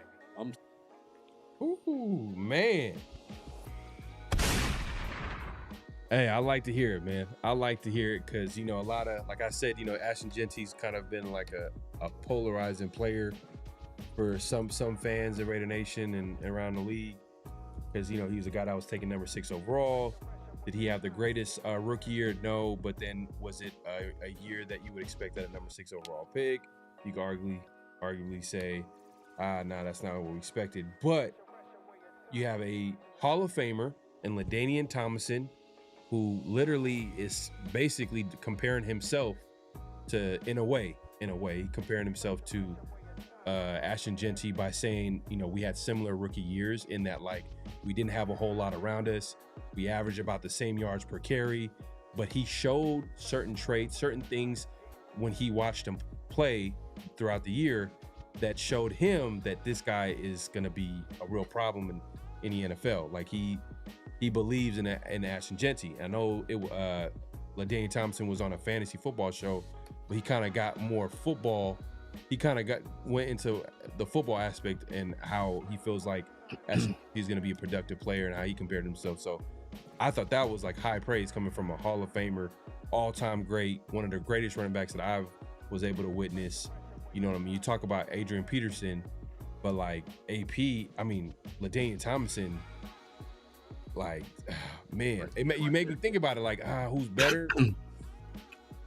Ooh, man, like, and if it's just like we said earlier, as a pure runner, maybe you could give the edge to Adrian Peterson. But overall, like a guy that can beat you from in the receiving game as well as the run game, man, my guy LaDainian Tomlinson was one of the best to ever do it. So receiving high praise from him like that was huge. And then you got Raheem Mostert, who was in the building, was able to see it firsthand, and he kind of gave you a little bit of insight on what he was able to see firsthand every day in practice, training camp, the entire offseason, the entire season, and he's seen it with his own eyes. You know, you got guys like Will Anderson who are like, man, this dude's going to be a problem. They gave him a lot of respect after he had a huge game against that defense, one of the best defense in the NFL. And you go like, oh, well, you know what? Hey, he just had a good game or whatever the case may be, you know, but, you know, it was a good game against a good defense. But then you have a Raheem Mostert come out and he's seen everything. And it's not like he gave him crazy praise where it's like, what are you talking about? Like, it was actually like, he admitted like he doesn't have blazing speed, but he got enough speed. Yeah. And when he says that, like, this guy is the most explosive player that I've ever been around, and he's played with running backs like Davion Achane who run like a 4.2 40, 4.3 40. And it's not the pure speed that he's talking about, it's the ability to have speed and also be physical at the same time. And I think that's like the best attribute. Basically, he's talking about his contact balance. You know, it's just the ability to like just keep his momentum going, keeping his speed while other players are slowing down after getting hit. He's just maintaining that speed, and that's how he's able to create those explosive plays, and that's what he's kind of referring to. And he does have quickness. Now the jump cut ability, you know, I haven't seen it like that, but the quickness I've seen the quickness. The jump cut ability, I haven't seen that in terms of you know, like a Bijan Robinson or something like that. Yeah, but nothing, not to take away anything from him, but it's just I haven't seen that. But to me, it makes it's there, but I ain't seen it in the NFL. I ain't really seen it in college yet, but I think it's there though. Yeah, But for me, just hearing these guys talk about Ashton Jeanty makes me feel good about what I've seen. I feel like he's going to be a good player. Is he going to be a great player? I just want to see it happen. But when you hear like an all-time great Hall of Fame, one of the greatest running backs I ever see, Hall of Famer, give him high praise, and then you give him a former player, a former teammate who's not associated with the team, he's not with the team. I don't think he's in the NFL. I don't know if he's announced that he's retired or not, but just come out and just casually say like, yeah, this dude is like the most explosive player that I've ever been around. That's crazy. And Mostert is an explosive player himself. Yeah. Mostert faster. He faster than Jeanty now, but just explosiveness. The power. Yeah, but that's not a lie. That's not a lie. He is. Jeanty's not a fast player, but that's not his game.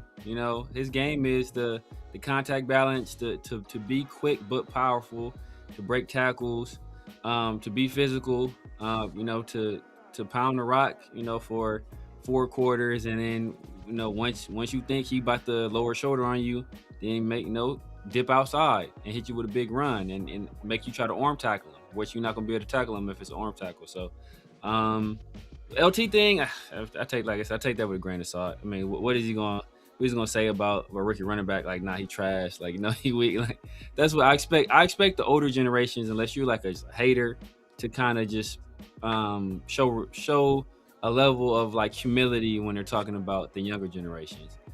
But that's what I'm saying. Like that's what they do though. But that's what I don't hold that against the older, because when they see a young running back that's highly touted, I expect them to say nice things about him. They say, "Oh man, I remember when I was in that situation and I was going to a team where they expected me to do this and do that." Like, that's what I expect. That's why what Mostert was saying, I was more impressed with, because Mostert's seen it, right? He's seen it day in, day out. He knows what it takes to be a running back in the NFL, to have success. He led the league in touchdowns 3 years ago. He's around Devon A-Chain, so he knows what it takes to be a productive player. That's absolutely false. Jeanty did not average 3.8 yards a carry, or 3.6 yards a carry.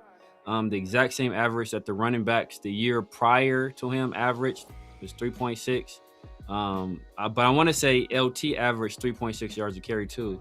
But LT ran for like 1,200 yards as a rookie on a team that started Doug Flutie, like 85-year-old Doug Flutie. So as you're talking about, is that the much better quarterback you take? Okay, the offensive line wasn't that great either. They ran for literally 1,062 yards the year before as a team.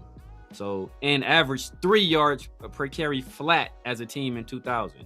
So it wasn't no great offensive line. Doug Flutie was an old man by that point. That's why they had drafted Drew Brees.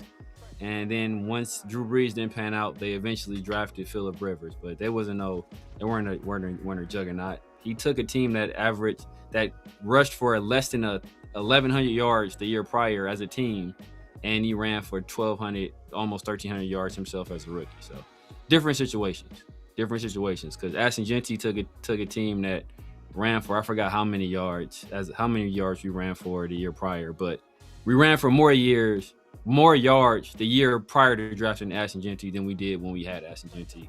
The exact same yards per carry. Ashton Jeanty had more touchdowns though. So Pro Football Reference has him at 3.7. Oh, Jeanty? Yeah. Yes, they have him at 3.7. Okay, man. ESPN has him at 3.6, I want to say. So Jeanty rushed for 975 yards, had 5 rushing touchdowns, 5 receiving touchdowns. Total scrimmage yards was about like 1,300 yards. Now, in comparison to LT, because LT basically compared his rookie year, but he was more talking about the efficiency, the talent around him. I think that's what he's talking about. It was tough. Yeah. Everything was tough around him, but he was able to like showcase a little bit where he could see like, hey, this guy's going to be real good. But if you want to compare his rookie season, LT ran the ball 339 times. He had 339 carries to Ashton Jeanty's 225. Now, LT did rush for 1,200 yards, but like you could imagine like 100 plus more carries might have helped a little bit to get him to that 1,220 yards. The receiving, they both received the ball. So how many carries did Ashton Jeanty have? 225. 225. And how many did LT have? I'm looking at it right now. Let me see. Let me just look at it right now. Oh, my bad.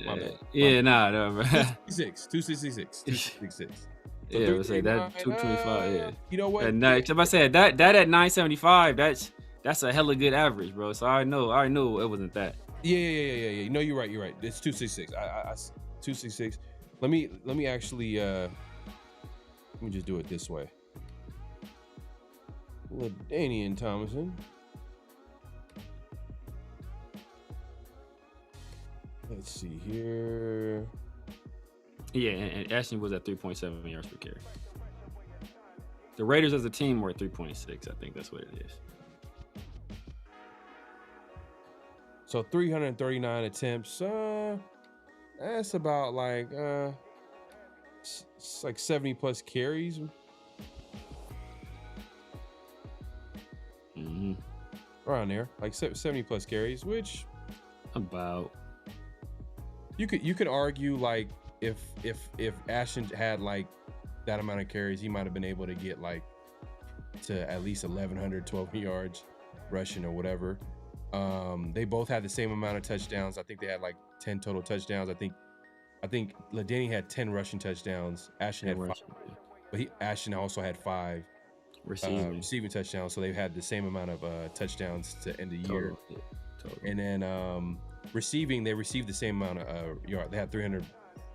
I think Ashton had like 350 plus receiving, and then like maybe LaDainian had about 367.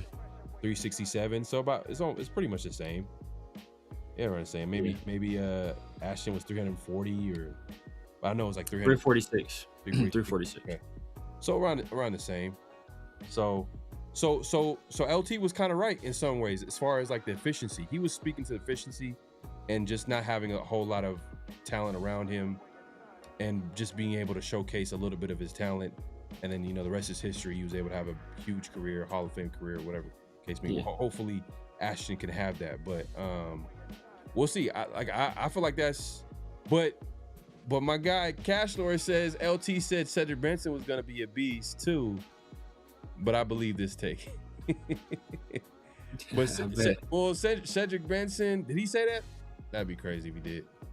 But that's just right, bro. You'll find that quote about all. That's what I'm saying. That's why I said I disregard that quote, because like you don't want to disregard it because it's LT. But that's what, if they ask a older vet about a young player, that's what they gonna say. They go, oh man, it guy reminds me of me when I was coming up, or he's gonna be better than I was. Like, bro, that's what they always say. So that's why I said the Mostert quote is what I'm really like. Okay, damn, Mostert saying that.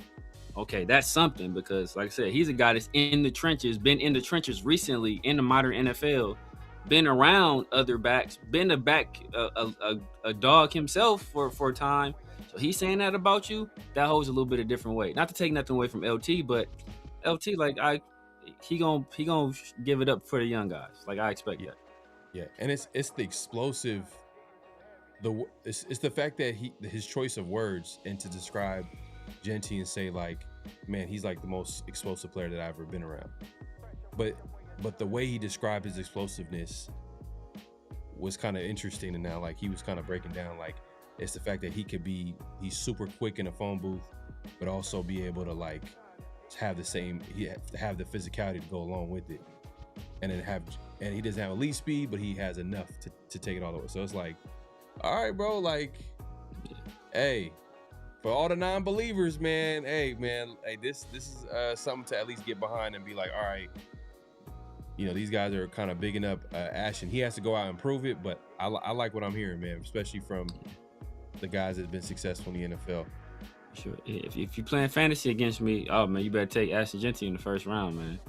Yeah, I better take Ashton in the first round if you play. My fantasy league, you better get him early.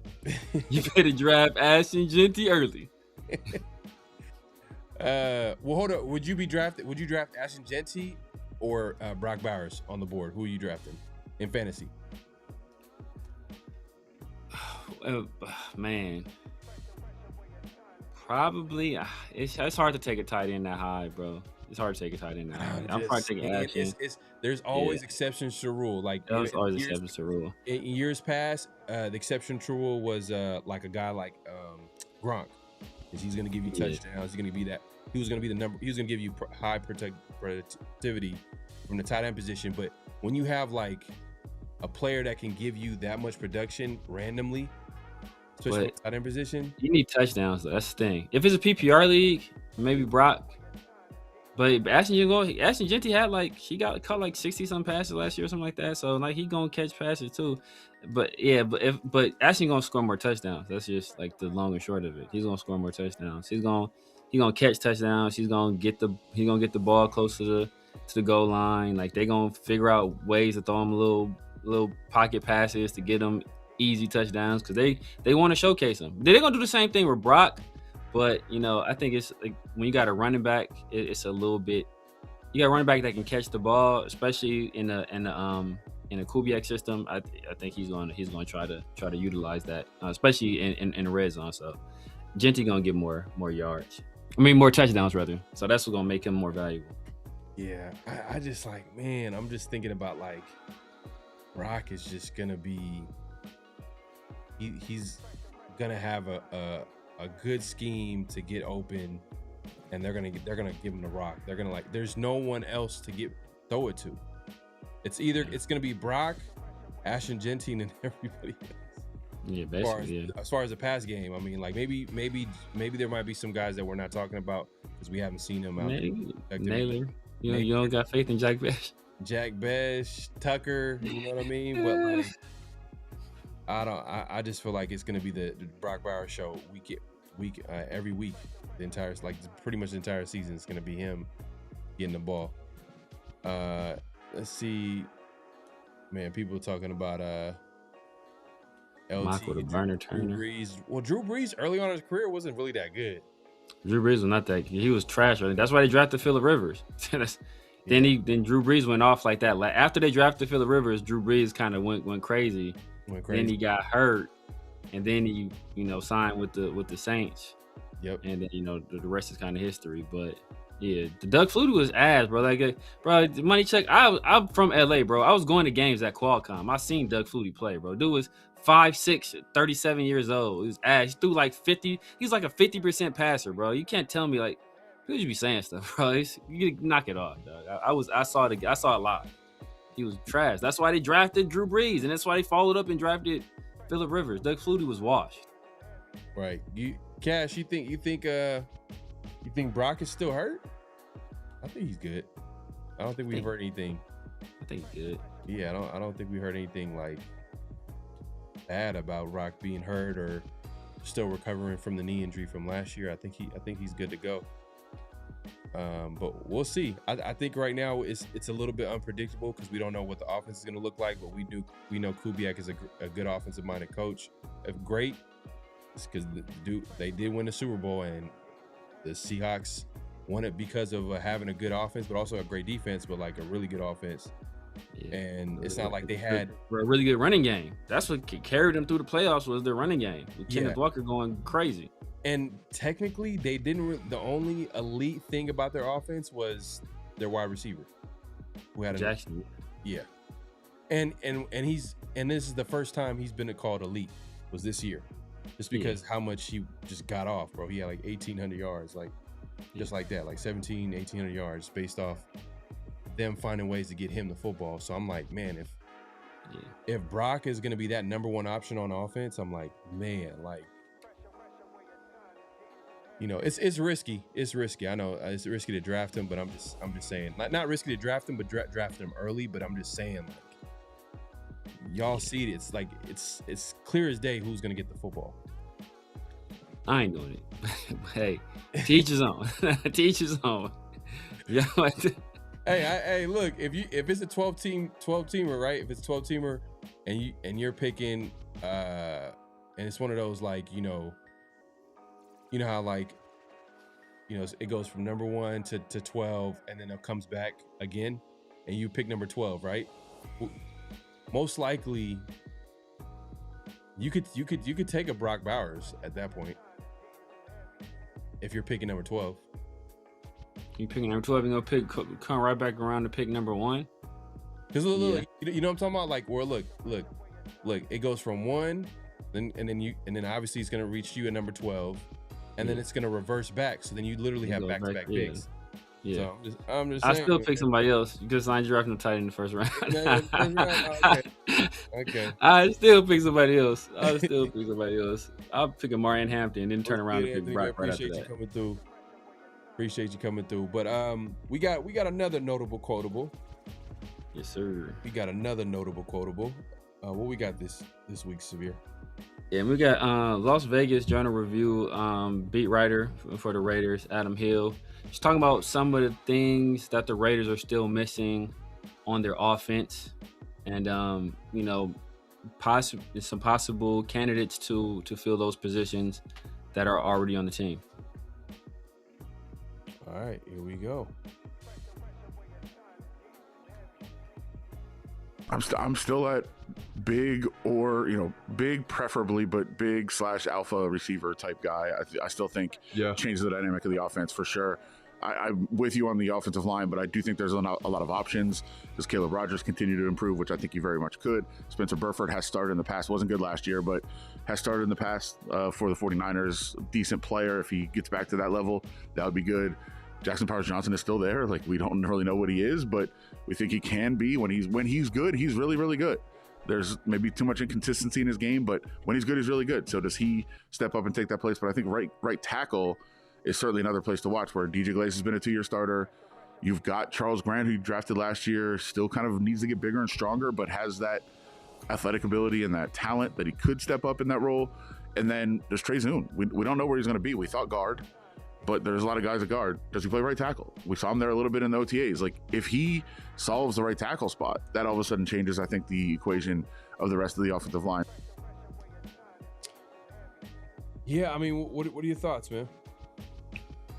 Yeah, I mean, it's like the offensive line position is kind of like the cornerback or like the secondary, except we got Colton. I guess Colton and Tyler Linderbaum are like two rocks that are really good players. Like, we don't really have that in the second player. We got two guys that are basically entrenched in their spots, and Stokes and Jeremy Chin. Colton and Tyler Linderbaum are way better than those guys at their respective positions. But then you got a bunch of young guys, and you're trying to figure out like who's going to play here. You got a guy that's that's talented, supremely talented, but was he drafted for another system? And that's Porter, and that's low key JPJ, right? Like, oh man, this guy's super talented, but like, do you fit with what we're doing now? Because you weren't really drafted for what we want to do now. And then you got some young guys that have some great talent, but it remains to be seen how they develop. You got that in Jahmyr McCoy.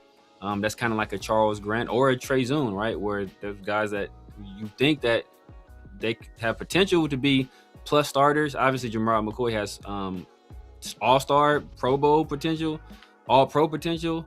But you got some young guys that's like, man, like if we get these guys right, get these guys, get their body correct. With Jahmyr McCoy, obviously it's his health. With Charles Grant, it's his strength, his play strength. But if you're able to get that going, like you got something on your hands. So I think we're throwing a lot of young guys at that position right now, and it's going to be like, may the best man win. I think we're kind of doing the same thing in the secondary too. So it's two sides to that coin. And if none of these guys figure it out, guess what? We still drafted a wide receiver early, but we drafted an offensive line early too. Yeah, facts. Yeah, look, I'm kind of intrigued by this team. To me, this is probably the first time in a few years where I'm like, all right, you can look forward to watching the Raiders, because there's a lot of like, all right, what is the defense going to look like? What is the secondary going to look like? What is the offensive line going to work out? The quarterback position, wide receiver, you're kind of like, but like, what does this offensive scheme look like? Oh, okay, cool. What does Ashton Jeanty look like? You hear all this high praise, right, from all these guys, right? So what does Ashton Jeanty look like in this offensive scheme? What does Brock Bowers look like in this offensive scheme? So it's like, there's so many different storylines with this team that I'm like, all right, because of the infusion of talent the new coaching staff, and just a combination of everything. It makes you like wonder like where is this going to go, and hopefully it's going in the right direction. And some of the guys that like, you know, we're probably going to have to like have a show talking about this, but some of the guys that we haven't talked about, like the unsung heroes, or not the unsung heroes, the underrated players that we haven't talked about, that no one hasn't been talking about. Like obviously we talk about the Ashton Jeanty. We talk about Ashton Jeanty all the time. We talk about the Mendozas of the world. We even talk about the receiving corps, Brock Bowers. But like guys on the defensive line, there's some young guys on the defensive line like we haven't talked about. We haven't talked about the secondary too much. I know you just mentioned it a little bit, but like there's a lot to look forward with this team, and I'm hoping that some of the guys take the next step, because I think there's going to be some growing pains, and hopefully it's not a situation where you know Raider Nation is like quick to like, oh man, like this is terrible, like this guy they're always going to be like, oh, someone needs to get fired. But I don't know if it's going to be that type of situation. But I don't know how this fan base is going to react to a team that doesn't win a lot of games, but then shows a little bit of promise. I don't know if we've seen that in a while. So I don't like know how I don't even know how they're going to react to it. But I know I'm going to be like, hey, we got a future. Finally. Facts. Finally, we got something. But yeah, the big key to the offense for sure is the offensive line. Straight up, it's the only way where it can be. If it's gonna be the same offensive line play that from the last couple of years, then it doesn't matter what we do on offense. To be honest with you, it's gonna be like the run game is gonna be trash. You got LT though, man. LT, man. LT's, you know. You got LT, man. It shouldn't matter.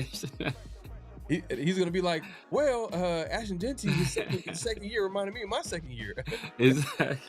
What did LT do his second year? Like 1,500 yards, 16, something like that. No, 15, LT 16? sure got off. He got off in his second year. Let me. He went crazy the second year, like 1,600 yards, something crazy like that. Or that was his third year. I can't remember if it was the second or his third year. Hold on, let me check this up. Well, for sure, 1,500 at least. So, this is by the way, I was telling Severe this earlier.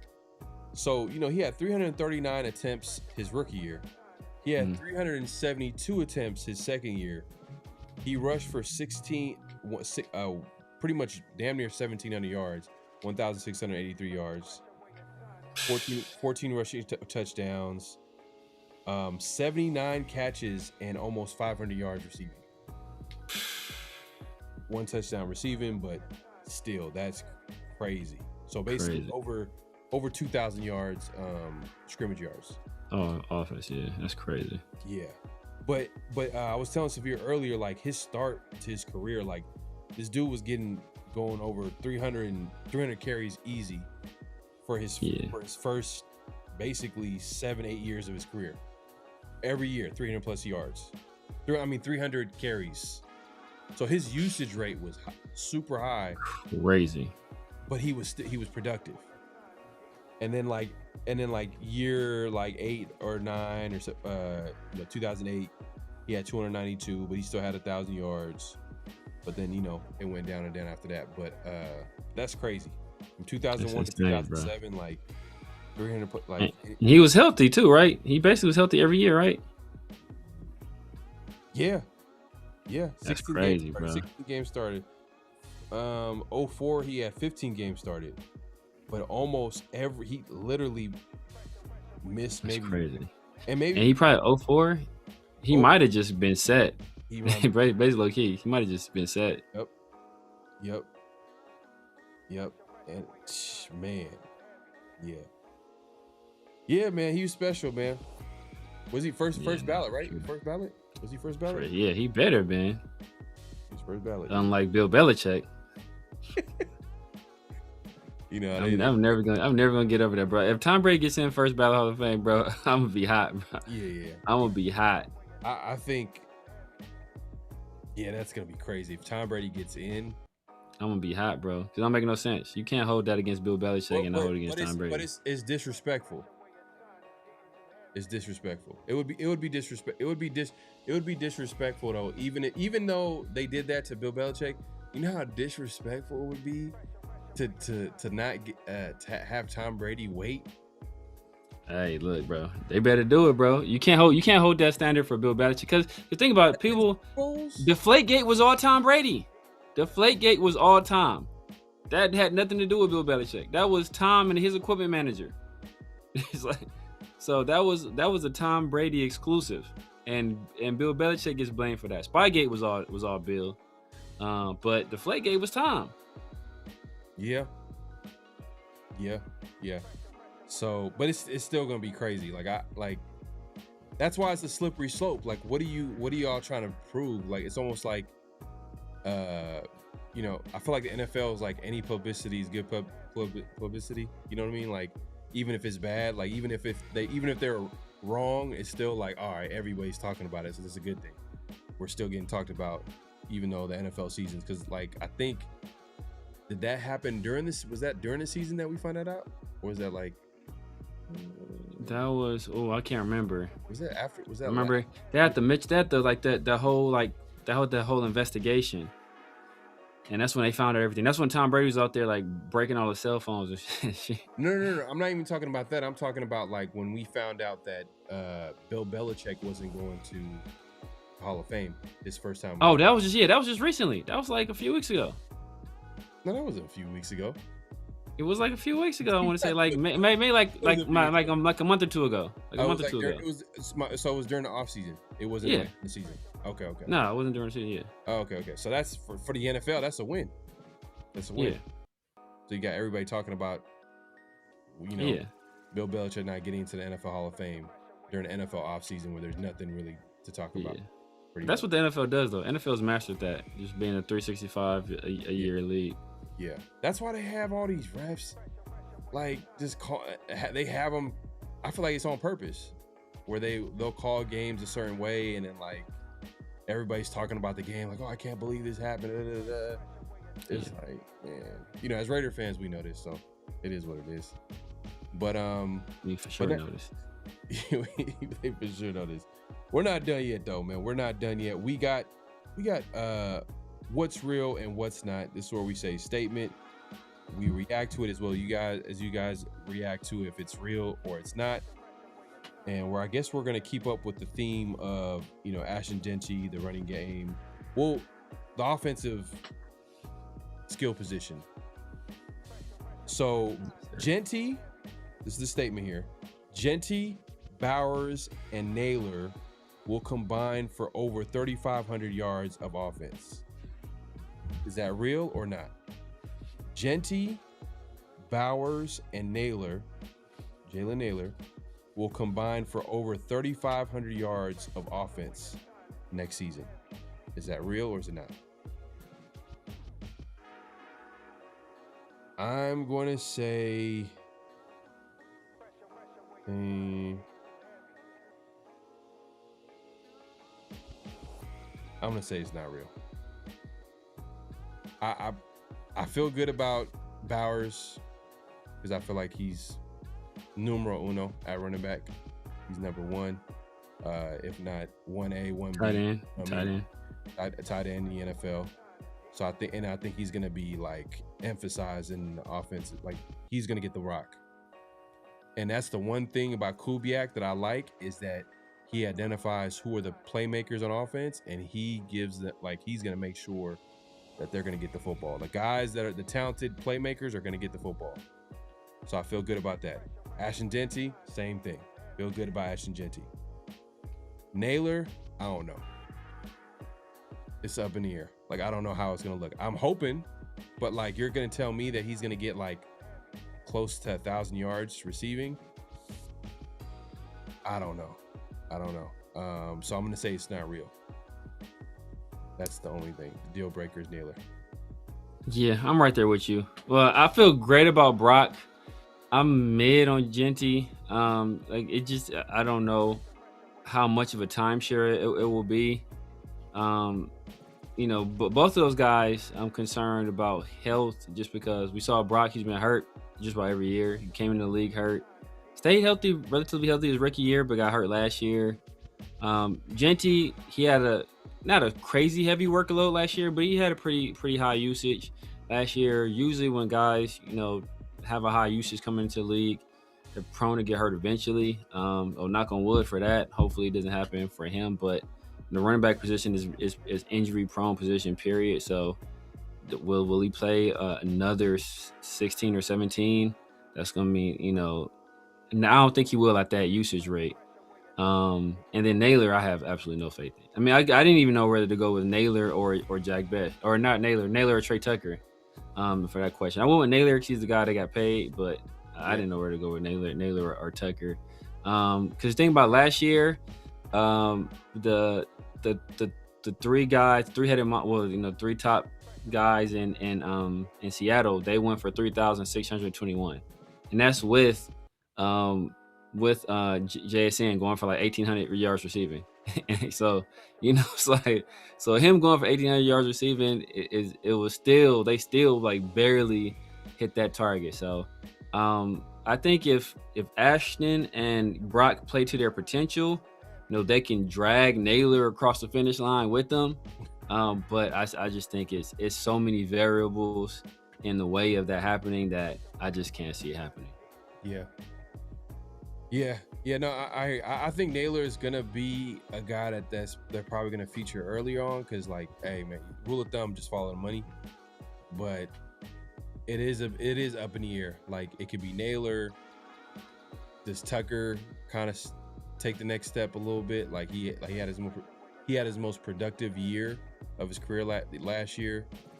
He's been receiving high praise all off season from the coaching staff, from everybody. And then like he kind of fits in with, I guess, the prototype receiver that, Kubiak likes. He likes speedy guys on the outside. So we'll see what that looks like, see how he's able to incorporate him in the offense. But like, I still would have the same answer. You know what I mean? If you switch it out with Tucker, I still would have the same answer. Besh, same answer. Naylor, same answer. Besh was damn sure. Not real. But like I feel good about Jeanty. I feel good about Bowers. It's just wide receiver. I think we might have some, at best case scenario. I think if we can figure out who are like the role players and complementary players, and then all we need is just to insert like an alpha number one guy, we can hit the ground running. We can build off what we got this year. JSN wasn't shit when DK was there. Jeanty averages 15 points per game last year. That's not high usage. Severe. That was 7th in the league in carries, bro. Like, 7th in the NFL, brother. Knock it off. 7th in the league. Talking about. That's top 10. That's top 10 for sure. 3,007 high usage. Everybody's. I think you're talking about 3. I think you're talking about, I don't know, but it's. You talking about like what the final tally would be as far as all three, running back, tight end, and receiver. Yeah, I don't think 3,500 yards. Like, man, if they do that, then that's a crazy successful year on offense. Yeah, facts. If you're able to get that type of productivity from like running back, tight end, and wide receiver, that's crazy. Literally everybody got 1,000 yards of offense. That's pretty much what you're getting. Exactly. But yeah, man, hey man, we about to get up out of here. We appreciate everybody coming through. Make sure to clacking at this point, clack out, hit that like button, hit that subscribe, and hit that notification bell. Man, we appreciate everybody coming through, watching the show, supporting us. Least you can do, man, if you can. If anybody watching the replay, obviously leave a comment. Let us know your thoughts. Everybody that's watching this live, obviously, on the way out, hit the like button, hit the subscribe button. If you haven't subscribed to both channels, definitely go ahead and do so. And then follow us all over social media. Myself, PharoahNFL, the Severe Raider. Severe. Let people know where they can find you, what to look forward to, all that good stuff. Man, you guys know what it is, man. It's Severe Raider here on YouTube, Snapchat, TikTok, X, IG, Kick, Twitch, Truth Social. Tuesdays, man, with my dog PharoahNFL. In the 50-50 show. Wednesdays, the Raider War Room. We got some stuff working on. We're working on for Thursdays, man, for Around the Shield. So stay tuned for that. We'll be kicking that off pretty soon. Probably before training camp, but for sure. But got some stuff in the works, man. But just make sure you tap in, man. Hit the like button, the subscribe button, both channels. And I'll catch y'all on the next one. Yes, sir. Yeah, man. Follow us all over social media, Around the Shield on IG, on X, PharoahNFL all over all social media. Obviously, subscribe, all that good stuff. We appreciate buddy coming through, watching us, man, during off-season edition. There's not a lot going on, but hey, man, there's stuff to talk about. Like, we want to talk to y'all. And if you haven't already, obviously, anybody watching the replay, definitely leave a comment. Let us know your thoughts on the show, your thoughts on the Raiders off-season, what's to come, all that good stuff. And yeah, man, we appreciate buddy coming through. And then the hype button too as well. Like, hey, if you guys are able to see the hype button after watching the replay, definitely hit that. That help us out a lot. And we appreciate everybody coming through, like I said. And yeah, man, we up out of here, man. Oh man, like anybody watching we didn't even mention the World Cup. That's crazy. I know you like I mentioned a little bit. You like the biggest World Cup fan. You always say you watch World Cup. I ain't watching no World Cup, bro. Watching no World Cup. I was gonna watch the game the other day. We got smacked anyway, so I'm glad I didn't watch it. Yeah, are you talking about US? Yeah, the game we cheated to try to win and still lost. Yeah, US lost, Mexico lost. Trying to think some notable games. I mean, there's someone. They say Argentina cheated. That's how they was able to advance. They say they basically trying to just throw, because this is gonna be the Messi last World Cup, so they cheating for Argentina basically. Was that against Egypt? Against Egypt, I think. Yeah, against Egypt. Yeah, they did them dirty, or they did them filthy. They want France versus Argentina again because Mbappe is the next guy, so that's who they want. And I think the old guy. Yeah, exactly. The next guy versus old guy, and I think he was on pace to break like Messi's World Cup record for goals. That Messi just set this World Cup, but I think Messi just scored again, so I think he's still like maybe 2 goals away or something like that. But he gonna catch him in the next one for sure. Yeah, Mbappe, that dude, man. Mbappe is crazy. Yeah, man. But hey, look, yeah, definitely, man. We'll see y'all soon. If not this week, obviously next week. We'll try to see if we get some guests this week. Continue conversations. Not a whole lot to talk about. It's off season. That's why we kind of been doing a weekly shows on Tuesday with 50-50 show. But obviously Around the Shield, we want to give y'all some good content. We want to bring some people on, but it's a whole lot going on. And obviously, we'll try our best to get someone on, and then we'll continue the conversation with the Raiders. Yeah, and that's the thing. Another thing too, I was just thinking about, like, yeah, there's some other storylines that we haven't talked about as far as like underrated players that we feel like need to be talked about, and obviously can have an impact, that need to step up. Sophomores, you know what I mean? Like you kind of brought it up a little bit with the running back position overall, but like, how about the Raiders? Who are the guys that you feel like are going to take the next step? So we'll probably have that conversation either this week or next week, man. So make sure to tune in, hit the notification bell, hit the like button on the way out, man. We appreciate everybody coming through. We up out of here, man. Peace.